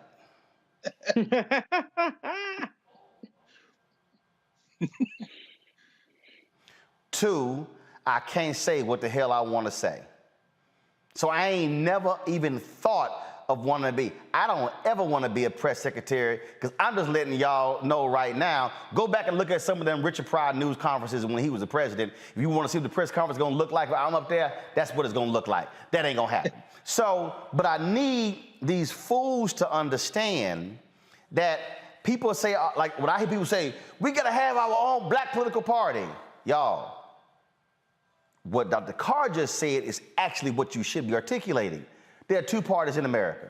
Y'all, it's simple. It's Democrat, Republican. Look, now, do I believe we should have as many parties like you see in Israel, like in the UK? Hell yeah. Ain't gonna happen. It's two parties. The last significant third party in America was the Reform Party, okay, which was funded by Ross Perot. They had an opportunity to actually do it, but they got caught up in ego, power, and control. That's it. That's what happened there. Okay, yeah, you got the Green Party, whatever, not significant. Yes, you got the Libertarian, not significant. I'm just telling y'all right now. So the question is how do you use, you got to make a decision, Democrat, Republican, Democrat, Republican. How do I use one of these parties to advance the interest of our people? So a lot of y'all, when y'all sit here and run y'all mouths and y'all talk all this trash and y'all want to sit here and normally I don't name the punk so-called fake new black media that you never ever see cover anything in black America. They just sit their ass at home behind laptops and hide their faces. See, what they will not tell you is how power actually works. See, I love the people who are sitting here posting stuff saying, ooh, HBCUs got $2.7 billion in the American Rescue Plan, and Hispanic serving institutions got $11 billion, and Asian and Pacific Islander and Native American serving institutions got $5.5 billion. What the fools did not tell you is that black people also go to those same schools. But they ain't tell y'all all of that because you don't understand power and how it's used. And so right now, these 50-50 in the United States Senate. And so y'all have heard me say, if Mandela Barnes, who's leading in the polls in Wisconsin, if Mandela Barnes is able to beat Ron Johnson, now the United States Senate is 51-49. If Sherry Beasley is able to beat, more than likely, the former governor of North Carolina in North Carolina, now the Senate makeup is 52-48. That's assuming Democrats hold their seats in Georgia, New Hampshire, and Nevada, and Arizona. So now all of a sudden, we don't know who's going to be the Democratic nominee in Pennsylvania, but if a Democrat wins in Pennsylvania, we now are at 53-47. That's right. If black turnout goes up in Louisiana, it's now 54-46. If Val Demings can somehow beat Rubio in Florida, it's now 55-45. That's right. If Tim Ryan is able, first of all, whoever wins, that he's leading the polls. I know there's a sister who's running as well, but let's say the person leading the polls right now is Tim Ryan. If Congressman Tim Ryan is able to win in Ohio, you now at 56-44. That now means that Sinema and Manchin are now irrelevant. That's right. Now they don't control the agenda. Because if those two say, no, we don't want to end the filibuster, okay, now it's 54-46. You got numbers. So folks, It comes down to math. So when I cuss out the fools who say, man, this is bullshit, I ain't gonna vote, we ain't got tangibles, okay, so let me say this about tangibles. Y'all gotta promise this. It don't matter if Gary makes a promise if he never wins. That's right. Let me repeat that again. Switch to this camera, please. Switch to this camera right here. Let me try to explain to you real simple. It doesn't matter if a candidate makes a promise if they never win. It doesn't matter if a candidate makes a promise and your ass not registered. It doesn't matter if a candidate makes a promise and your ass registered but don't vote. They kind of all go together. And see, that's the thing, Reese, that just really gets on my nerves when we're talking about power and how to use power and how to affect change. And then when you begin to ask these simple Simons, they can't ever really deal with that because they love talking blackness. They love hollering, we need reparations, we need tangibles, we need a black agenda. But you cannot execute anything if you do not have the political power to do it. That part. And to be honest, all the things that they are demanding are things that are in process. But because the power isn't there to get it across the finish line, then it remains a priority. It remains a policy position as opposed to a result. And so this goes back to the conversations we've had on the show plenty of times. I remember when Ice Cube was on the show with his, what did he call it? Black reporter, black something or another. And I asked him, well, I said to him, a lot of the things that you're suggesting are already, I can name the specific legislation in the Congress right now and the people that are pushing that through. Why not partner up with those folks? Why not create a scorecard? Why not align with people that are already pushing your priorities forward and put your political backing behind that, as opposed to trying to create this whole separate entity that doesn't have infrastructure. You need infrastructure to get things across the finish line. You need political will beyond just people using hashtags and slogans and being chaos agents and disinformation agents on the internet. And so I'm with Dr. Carr on using these outside, or maybe you said it, Roland, outside entities to help push the Democratic Party. But the rub is you have to have something substantive that you're even aware of and that you're aligning yourself with to actually make a serious demand. Because if you're making demands on shit people are already working on, then what is you even talking about? You just yapping. And so I think when you have, like, for instance, Diddy had his new Black Party who endorsed nobody in 2020. They put no resources behind Mike Espy, behind Raphael Warnock, behind any of the many Black folks that were running for office. There would have been a historic number of Black people winning. They put nothing behind it. And so I'm all for building political capital. That's what we're trying to do on this show as we educate our viewers. But we have to be strategic. And that doesn't mean throwing out everybody who's actually running, working on this stuff. It doesn't mean immediately coming from a posture of, oh, the CBC ain't got nothing for us, ain't doing nothing for us. When they're doing everything that you say you want done, you're just not paying attention. See, Larry, let me be real clear. Because, see, for all of the simple Simons, see that Roland go dogging us, asking for tangibles. Fool, y'all ain't the only ones asking for a damn agenda. NAACP has an agenda, printed out. Right. National Urban League has a black agenda, printed out.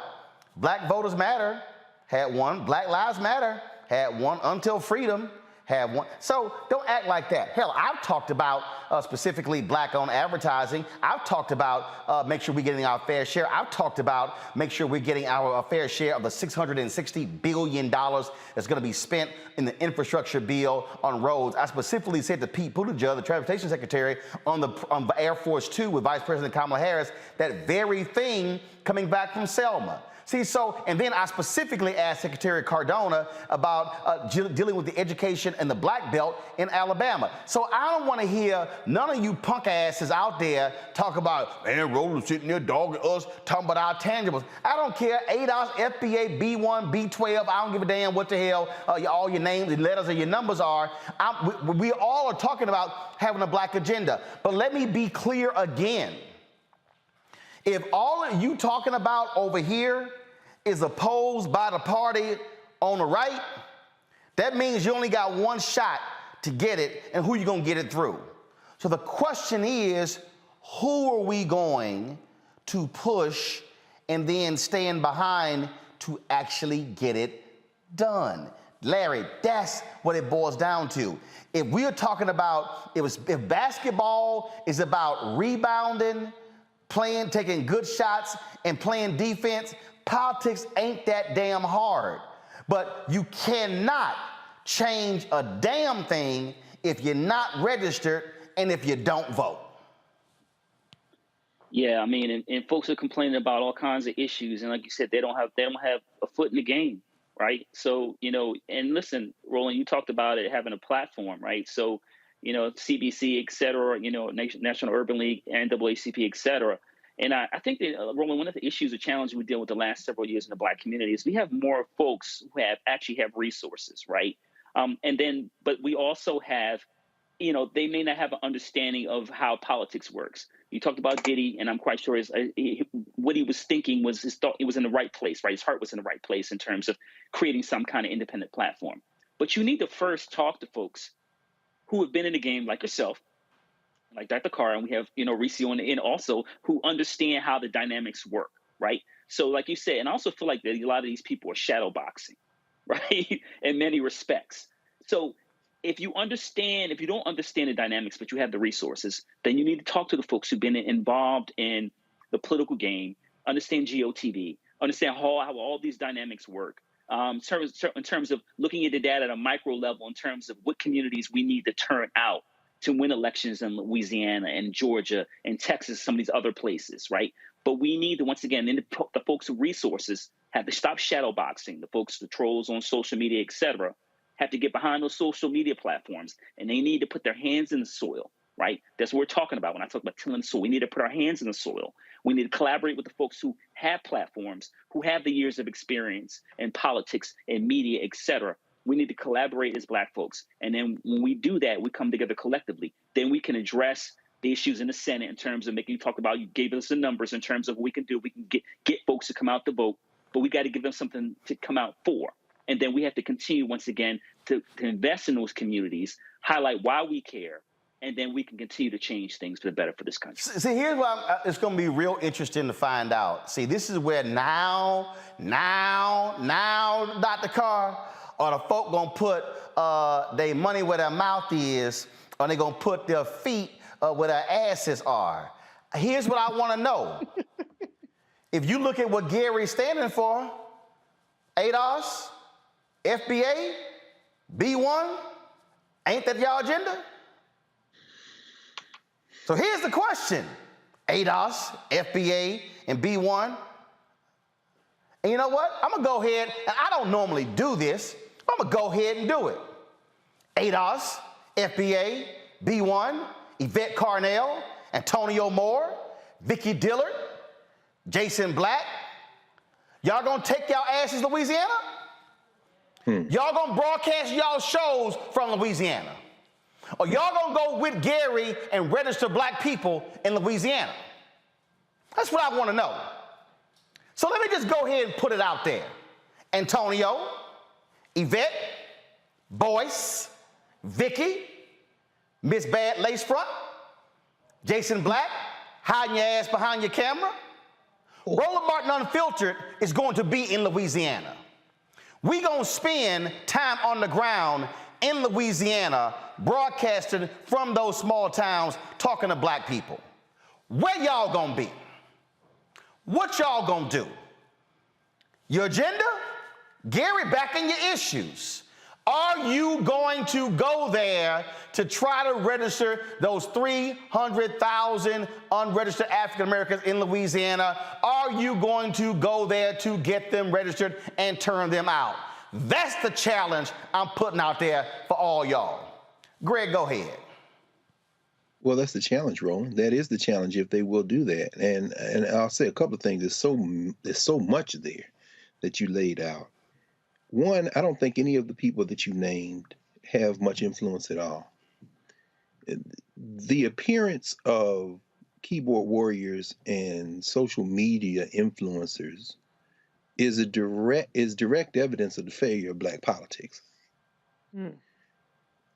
Organizational structures, and again, that's why I mentioned a few minutes ago, we talk about what happened in the wake of the Civil Rights Act. We did not carry forth the momentum of memory. When we heard Brother Chambers say that we now have to build the number, that is, he's not out there caping for the Democrats. What he's saying is you've got to get that number over 50. We saw Joe Manchin isn't a Democrat. He is in the United States federal legislature in the Senate as a member of the Democratic Party as the wholly owned subsidiary of energy. His party is the Energy Party. You understand? But he uses the D because they don't have an energy party. So they bought a senator. And when he kneecapped Sarah Bloom Raskin the other day to make sure she couldn't become the vice chair of the Federal Reserve Board of Governors, it was because she is a threat to the energy agenda. She's talking about global warming. So they called him and said, hey, boy, get your ass in there and kill the damn nomination. Click. And then he went in with his voting card, which has a D on it, to kill the nomination. So when Chambers said we got to build the number, people mistake the party with the politics. Yvette Carnell, ain't nobody following. If Yvette Carnell go down to Louisiana, you know how many people will be down there? One. And hey, come on down. If Antonio Moore come from LA and go to Louisiana, from LA to LA to do his work, no problem. You know how many people be there? One. These people on social media, organizations you may be able to catch somebody's attention on social media, but you got to be on the ground and work. And that's why we have to de-link party politics from agenda and issues politics. And there is a disconnect that has become wider and wider from the 1970s forward as generation after generation after generation of black elected officials don't have the institutional support to be able to bring that thunder. I don't really have a critique of the Congressional Black Caucus. What I have a critique of is black community, because this is what I'll say, this is what happened. The class politics within the black community have been so shot through with not understanding how class works that we have now mistaken people who look like us as people who will represent our agenda.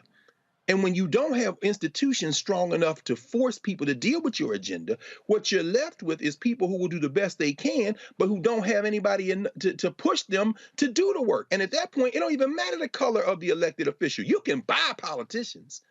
So yeah, if you want to support Brother Chambers, and I think we all should, he's reaching out to people who have mistaken DNR with the agenda of black people. What are Democrats doing for us? Ain't the question. The question is what you're going to do for yourself and use the Democrats to get it.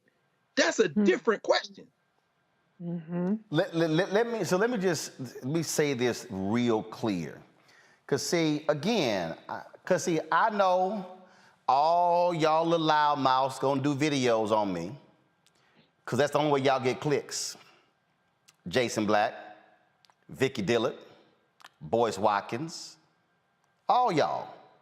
See, so here's why I'm putting it out the way I am. And just so y'all know, I had Gary on before he ran for the U.S. Senate. I had Gary on before he ran for Congress. So don't try to act brand new about Gary Chambers.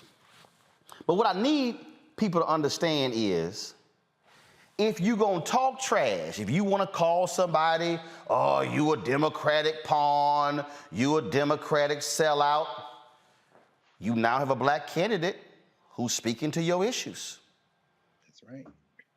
You got a black candidate who sat there and lit a blunt in a commercial. You got a black candidate who burned the Confederate flag.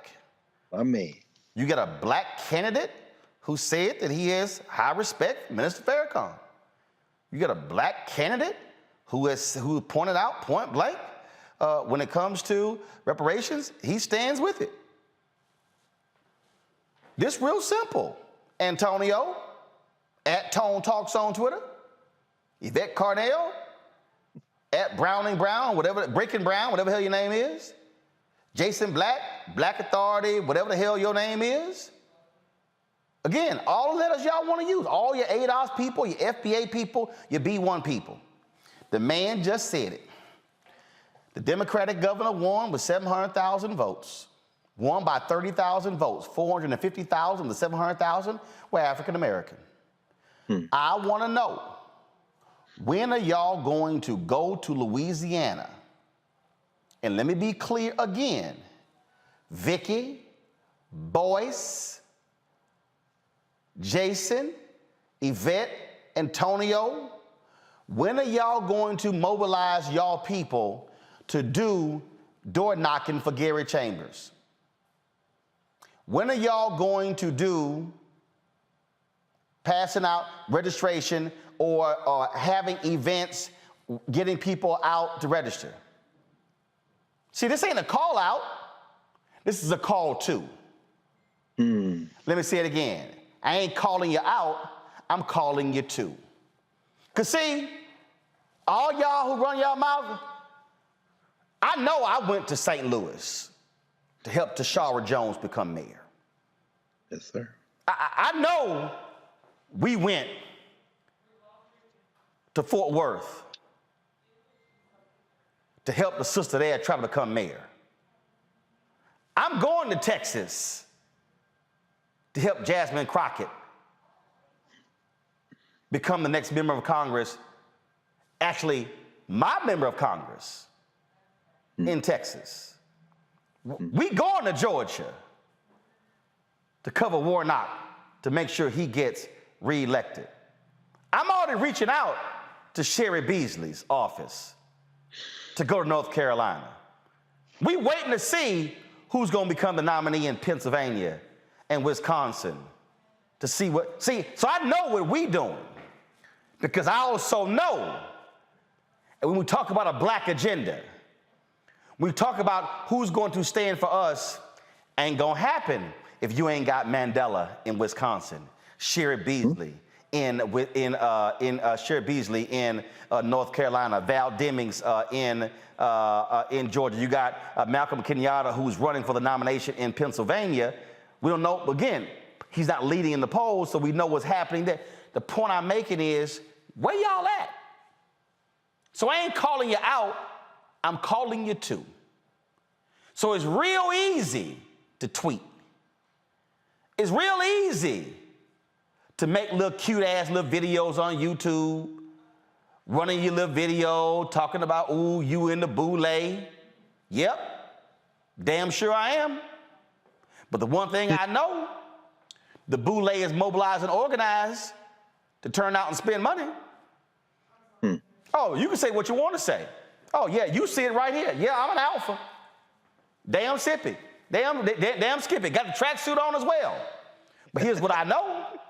Alphas all across the country got voter turnout programs. That's right. Oh, I know.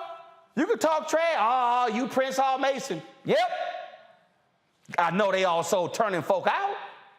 That's right. So here's my question to all y'all talk all that shit about the boule and the black frats and all y'all call the black elite. What y'all punk asses doing? What y'all doing? How you mobilizing? How you organizing? Who you helping? What school board members are y'all electing? What city council members are y'all electing? What county board members are y'all electing? What members of the state legislature are y'all electing? What gubernatorial candidates are y'all electing? What members on the House y'all electing? Members of the Senate? I ain't calling you out, I'm calling you to. And so what I want to know, are you going to show up for the game? And are you going to help coach or play in the game? Or are you going to go talk shit in the stands? Better yet, you can't even afford a ticket to the game. You're going to talk shit from your couch at home. Don't do it, Roland. That's all I want to know. Don't do that. Because, see, we don't have time for the bullshit YouTube, Twitter, Instagram, Facebook games. Today is March 17th. Primaries are happening in states right now. Runoff in Texas is in May. You got runoffs happening around the country. You heard Gary say, keep them under 50% in November, come back in December for the runoff. Right. All I'm asking is, what y'all gonna do? What you gonna do? Are you gonna show up? Are you gonna help? And if you're not, get your ass off and stop talking. Because if every single one of y'all don't go to Louisiana to help Gary, then you know what? You're full of shit. I'll be right back.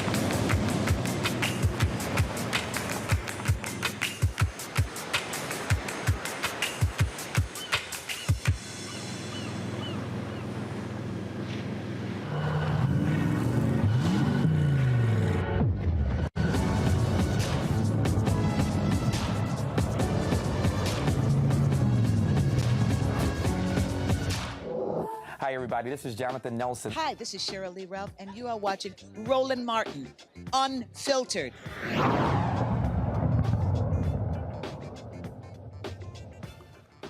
Supreme Court nominated Judge Ketanji Brown Jackson. She is making her rounds with members of Congress ahead of Monday's confirmation hearing. Wednesday, she met with Georgia Senator Raphael Warnock, who reminded everyone about the importance of her nomination. I'm happy to welcome Judge Ketanji Brown Jackson. This is a historic nomination. And the people of Georgia certainly want someone who is fair and qualified and who will support their constitutional rights and freedoms. So I look forward to having a hearty conversation about that. Reese, I've been getting a kick out of, talking about one of the weakest members of Congress, this fool, Josh Hawley. He's been sitting here whining and complaining. Now you got Senator Mike Lee. So here's their new attack on her. Senator Mike Lee, the White House's whataboutism response to Judge Jackson's very real record in child pornography cases is dismissive, dangerous, and offensive. We need real answers. So now Hawley is trying to say, oh, she is just too soft on child pornography cases. He's been posting all kind of stuff. They ain't got none of this nonsense. You ought to hear this here. So this is Hawley. So other than these juvenile histrionics, the White House has no substantive answers for the judicial record of a person they nominated. I mean, that's all they got? grasping at straws. I mean, as a judge, she has a very extensive caseload. And, as is with any kind of profession, you can cherry pick one or two things here to try to portray a certain image. But the reality is that Judge Ketanji Brown Jackson is unimpeachable in terms of her record, in terms of her credentials. And you know what? They're really out of step with even the Republican Party at this point, which by and large has been quite supportive of KBJ's and nomination. There really isn't a lot to gain from the average Republican in the Senate to oppose her because she's going to sail through without an issue. And so I think this is more so for Holly, an audition for 2024, trying to get on that ticket. But guess what, boo? Trump ain't trying to go nowhere. And DeSantis definitely is the biggest flaming white nationalist outside of Trump. So you need to just go on ahead and hang it up. You're not going to be president. Larry, this is what he's saying. She has a long record of letting child porn offenders off the hook. Howley, go sit your little silly ass down. Yeah, so what we have here, Roland, is throwing something against the wall and seeing if it sticks. We've talked about this for the last couple of weeks, and Judge, Brown Jackson is highly qualified. You're grasping at straws. There's nothing, she has an impeccable background in terms of serving in the U.S. Sentencing Commission, D.C. Circuit Court. So, like I said, her background is impeccable. So they're just grasping and trying to find something. I think the other thing to keep in mind, Roland, is, talk about Holly and talk about people members who are on the Judiciary Committee in terms of how they use, in terms of what happens next week. Some will use this as a platform, perhaps to catapult their presidential aspirations, so to speak. So, for people like that who we know have, aspirations beyond the Senate, certainly want to keep an eye on them and see some of the things that happen, maybe some of the antics in particular that take place next week. But the judges, like I said, her credentials are impeccable, and we really should be just talking about, when she gets confirmed. And then, seeing her with Senator Warnock, I'm thinking of two people, years down the line we'll be naming schools after. So that's what I'm really looking forward to. But I think the next week, the hearings in the Judiciary Committee will be very interesting. But like I said, throwing something against the wall and just see if it sticks, and it's not sticking. And that's all. And Greg, look, you got folks like Howley. He's so embarrassing. Even his own damn biggest newspaper in the city, in the state, said he's an embarrassment to Missouri. And the St. Louis Post-Dispatch ain't the most progressive newspaper. No, that's right, Roland. And yet they voted for him in Missouri. This story and the one before it with Brother Chambers are of the same piece. You can't expect Raphael Warnock to burn a Confederate flag in Georgia. He doesn't get elected there, not yet. You can't expect Gary Chambers to do it. Now, both of those people will have a D by their name. Just as in the White Nationalist Party, you have chinless Josh Hawley, young chinless Josh Hawley. Another piece of a man, chinless Tom Cotton in Arkansas. And another piece of a man, Ted Cruz in Texas. These are all pieces of men.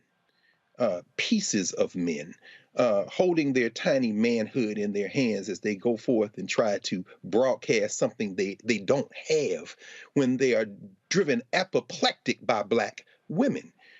They are in the same party as others who are not as diminished. And yet they cover for each other, because when you put them all together, this is how party politics works. Now, what does that have to do with what we just saw? Chinless Josh Hawley, chinless Ted Cruz, and chinless Tom Cotton are driven apoplectic by the sight of a Ketanji Brown Jackson, and certainly sitting next to a Senator Warnock when they say there was a time when we could have had you all whipped. Well, that time has passed.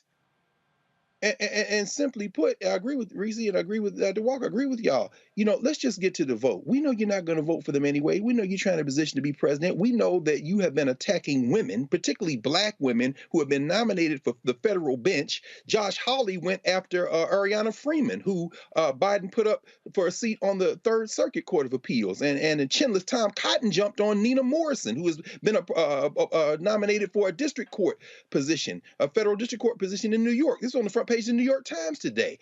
You know what they went after them for? Being public defenders. And guess what? Ketanji Brown Jackson wasn't even really a public defender. She had 10, maybe a dozen cases that she appeared in as a PD, and they were all appeals cases. It wasn't like she was sitting in the courtroom holding the hand of people who were subject before the law. But the white nationalists say that you can't be a defender. You can't be a public defender in the United States. I'm sorry, I'm gonna end with this wrong, because you had Gary Chambers on here tonight. Now I'm fired up. These people are our enemies. You're not going to build a bridge to them. There's no aisle to go across. You must destroy them. Tom Cotton is an enemy of humanity. Josh Hawley is an enemy of humanity. Ted Cruz is an enemy of humanity. You must crush them. Crush them. And if you don't think voting is important, then there's really not much more we need to say to you tonight. You just need to go on and play with your 2 or 3 radical friends over here, or your 2 or 3 8-hours friends over here, and get out of the way of people trying to fight for liberation. Because when we win, we help all of humanity. Let's not even argue with these Negroes no more. You must crush the head of those who are your open enemies. They would kill Ketanji Brown Jackson if they had the chance in their diminished manhood.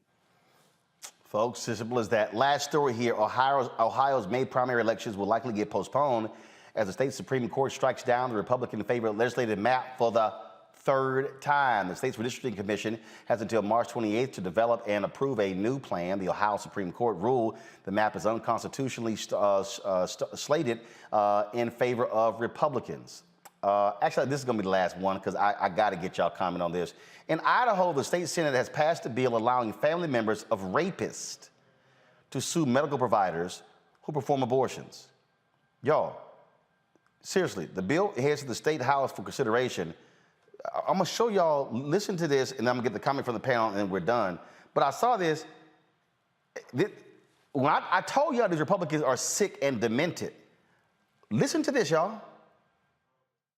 I understand that someone who has committed a rape would not be able to sue if an abortion were to take place. Would a family member of said rapist be able to sue? Would they have standing? Down from 21. Thank you. If it is the parents, siblings, aunts and uncles, grandparents, then yes. Same question then for incest as well? Down 21. Thank you, yes. So if I am raped and choose to have an abortion and my rapist has 10 siblings, is there anything to preclude all of them and their spouses from bringing a lawsuit for $20,000 each? Down from 21. I'm not sure their spouses are included in that list, but no. Reese, these fools are literally saying that if a woman gets raped, they're parroting this bill off the Texas bill, that if a woman gets raped, a family member of the rapist can sue her or the abortion provider. These people are sick as hell in the case of rape or even incest. Sick ass, demonic ass motherfuckers. That's what we talking about here. I mean, this is just disgusting. If you can sue me for having an abortion from your rapist, degenerate, sorry ass family member, then you should be up in the jail with his ass doing the time for rape. Matter of fact, we're not even gonna do no jail. We're gonna do some street justice when it comes to that. These people are sick. And this is another instance of the lack of humanity that these white supremacists have. And this doesn't just impact Black people. This impacts women as well. A lot of times women, white women, are stooges and foot soldiers of white supremacy, even though they have second-class citizenship, even within their own racial hierarchy. So this is going to impact them because we're talking about Idaho here, okay? But it just goes to the depraved, sick mind of these people and the control that they want to exert over people's bodies. And what's even more disturbing, if you think about this creates a financial incentive for people to be rapists. That's even more sick. You should be ashamed of yourself if you have let me not say that. You should be ashamed of your family member who's out there raping people, not try to embrace it to the point of suing a victim of your degenerate, sorry-ass family member's crime to have a baby or because they chose to have an abortion. It's sick, depraved, disgusting, and they don't see anything wrong with it, which is even more crazy. Larry, they are so anti-abortion that in their minds, if a man raped a woman, if a man raped a child, they will say, suck it up, carry that baby to term, or if you abort it, you can get sued. Yeah, those video clips are a lot, and it's interesting because this is Women's History Month, and they're debating this bill during Women's History Month, which really shows how they have blinders on. The other thing to keep in mind, Roland, is that women are victims of sexual assault numerous times throughout the year, and that the country needs to do a better job of making sure we're supporting women and encouraging women, if they're victims of sexual assault, to come forward. This bill doesn't do that. In addition, you have to consider who's asking for this bill, right? I'm quite sure the women in Idaho aren't asking for this bill. And then we've seen similar attempts in other states throughout the United States to pass legislation like this. And the country is heading in the wrong direction on issues like this. Once again, there are a lot of women who are victims of sexual assault and don't report it because they're worried about the scrutiny. So this kind of legislation, it doesn't make any sense. It's not, certainly doesn't consider the needs of women, and the legislators who are proposing this and looking to pass this should be ashamed of themselves. 53% of white women voted for Donald Trump, Greg. Let's see these white women say something about this here. Well, they won't, for the reason Reese said, Roland. I mean, last night I was in class, and one of my law students, actually, this is a sister who is getting an advanced degree, LLM. She's from Barbados, and she noted that they just had a vote on a constitutional change. If you're from Barbados, that if you are a man born in Barbados, I'm sorry, not Barbados, Bahamas. If you're a man born in Bahamas, Sidney Poitier's home, and you have a baby with a woman who is not from Barbados, the child is a Bahamian citizen. If you are a woman in Bahamas and you have a baby with a man who is not a citizen, the baby is not a citizen. They had a vote to change that in the Constitution to make it co-equal so that everybody is citizen.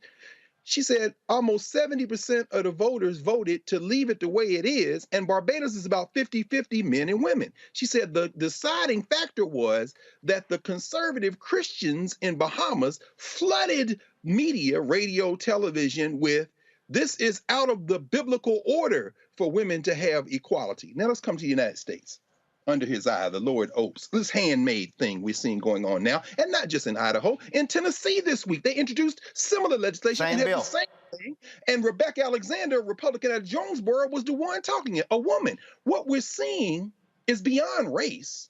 This is patriarchy tied to religious extremism. I'm not going to call it Christian extremism. It would be as erroneous to call this Christian extremism than it would to call Al-Qaeda Islamic extremism. This is religious fanaticism we're seeing going on right now. And the reason they're shaving margins off with voter suppression around this country, the reason they're withdrawing power from localities to put it at the state level, the reason they're trying is because they know that a minority of people in this country stand for this foolishness. This is the preface to The Handmaid's Tale. They've got a handmaid now on the Supreme Court, and they can count. They are going to overturn Roe versus Wade because in this society, women are not human. This is the point that Reese is making. And you know what? It's a bunch of Negroes who believe that too, because they got a twisted version of Christianity in their mind, and they think somehow women are not human. And the bottom line is, when this country comes apart, and you know what? I'm not going to weep one time. Why? Because society doesn't need for the United States to look the way it looks if this is where it's going to end up. You let them get away with this? Well, you say a rapist can get away with that? You know why? Because a rapist has a penis. And a man is the only human. And at the top of the chain of man is white man. And that's it. There's no other way to read what we're watching right now. Folks, it's absolutely outrageous. That is it for us. I appreciate it. Reese, Greg, Larry, thanks for staying over with us. Did not mean to go this long, but we had a couple of things to get off our chest. So I appreciate it. Thanks a bunch. Folks, don't forget, if y'all want support in what we do, please download the Black Star Network app. We're trying to get to 50,000 downloads. Apple phone, Android phone, Apple TV, Android TV, Roku, Amazon Fire, Xbox, Samsung Smart TV. If you're on YouTube, y'all should be hitting that like button. It's 2,000 of y'all watching right now. Why are there 323 likes?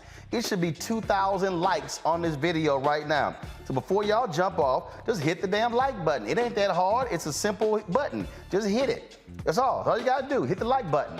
And so that helps out with the algorithm when you hit that like button. So if you watching and you like this content, well, hit the like button. Okay, those likes should be going up. It's what, 693? That's still not enough. They told me 693, fine. It's 693, still it's 2,000 of y'all watching, and it should be good. It's 805. Matter of fact, come on, y'all keep going. I ain't gonna sign off till it hit 1,000. So y'all need to come on. It don't make no sense. Get that up. All right, 929. Come on, get up to 1,000. That's right. Y'all don't be sitting here lazy. Just watch all the work we over here doing, sweating, putting the work in. Folk don't want to hit that like button. 956. Come on. Let's go. Let's get that like up to 1,000. We should be hitting 1,000 likes every single day. There we go. We hit 1,000. Lord, y'all gonna make a brother. What the hell y'all looking for? Better calm y'all ass down. But the controller gonna look at me like, oh, we gonna stay till we get to 1,000? Yeah. Hell yeah, you gonna sit your ass right there and put that mask back on your face till we hit 1,000. And we sure did. So there we go. All right, y'all. You know how to download the app, and please support us. Pull the damn graphic up, the right one this time, Lanny. Yeah, thank you. There we go. There we go. Right graphic. Y'all, if y'all want to give to the show, P.O. Box 57196, Washington, D.C. 20037. Lanny got it right this time.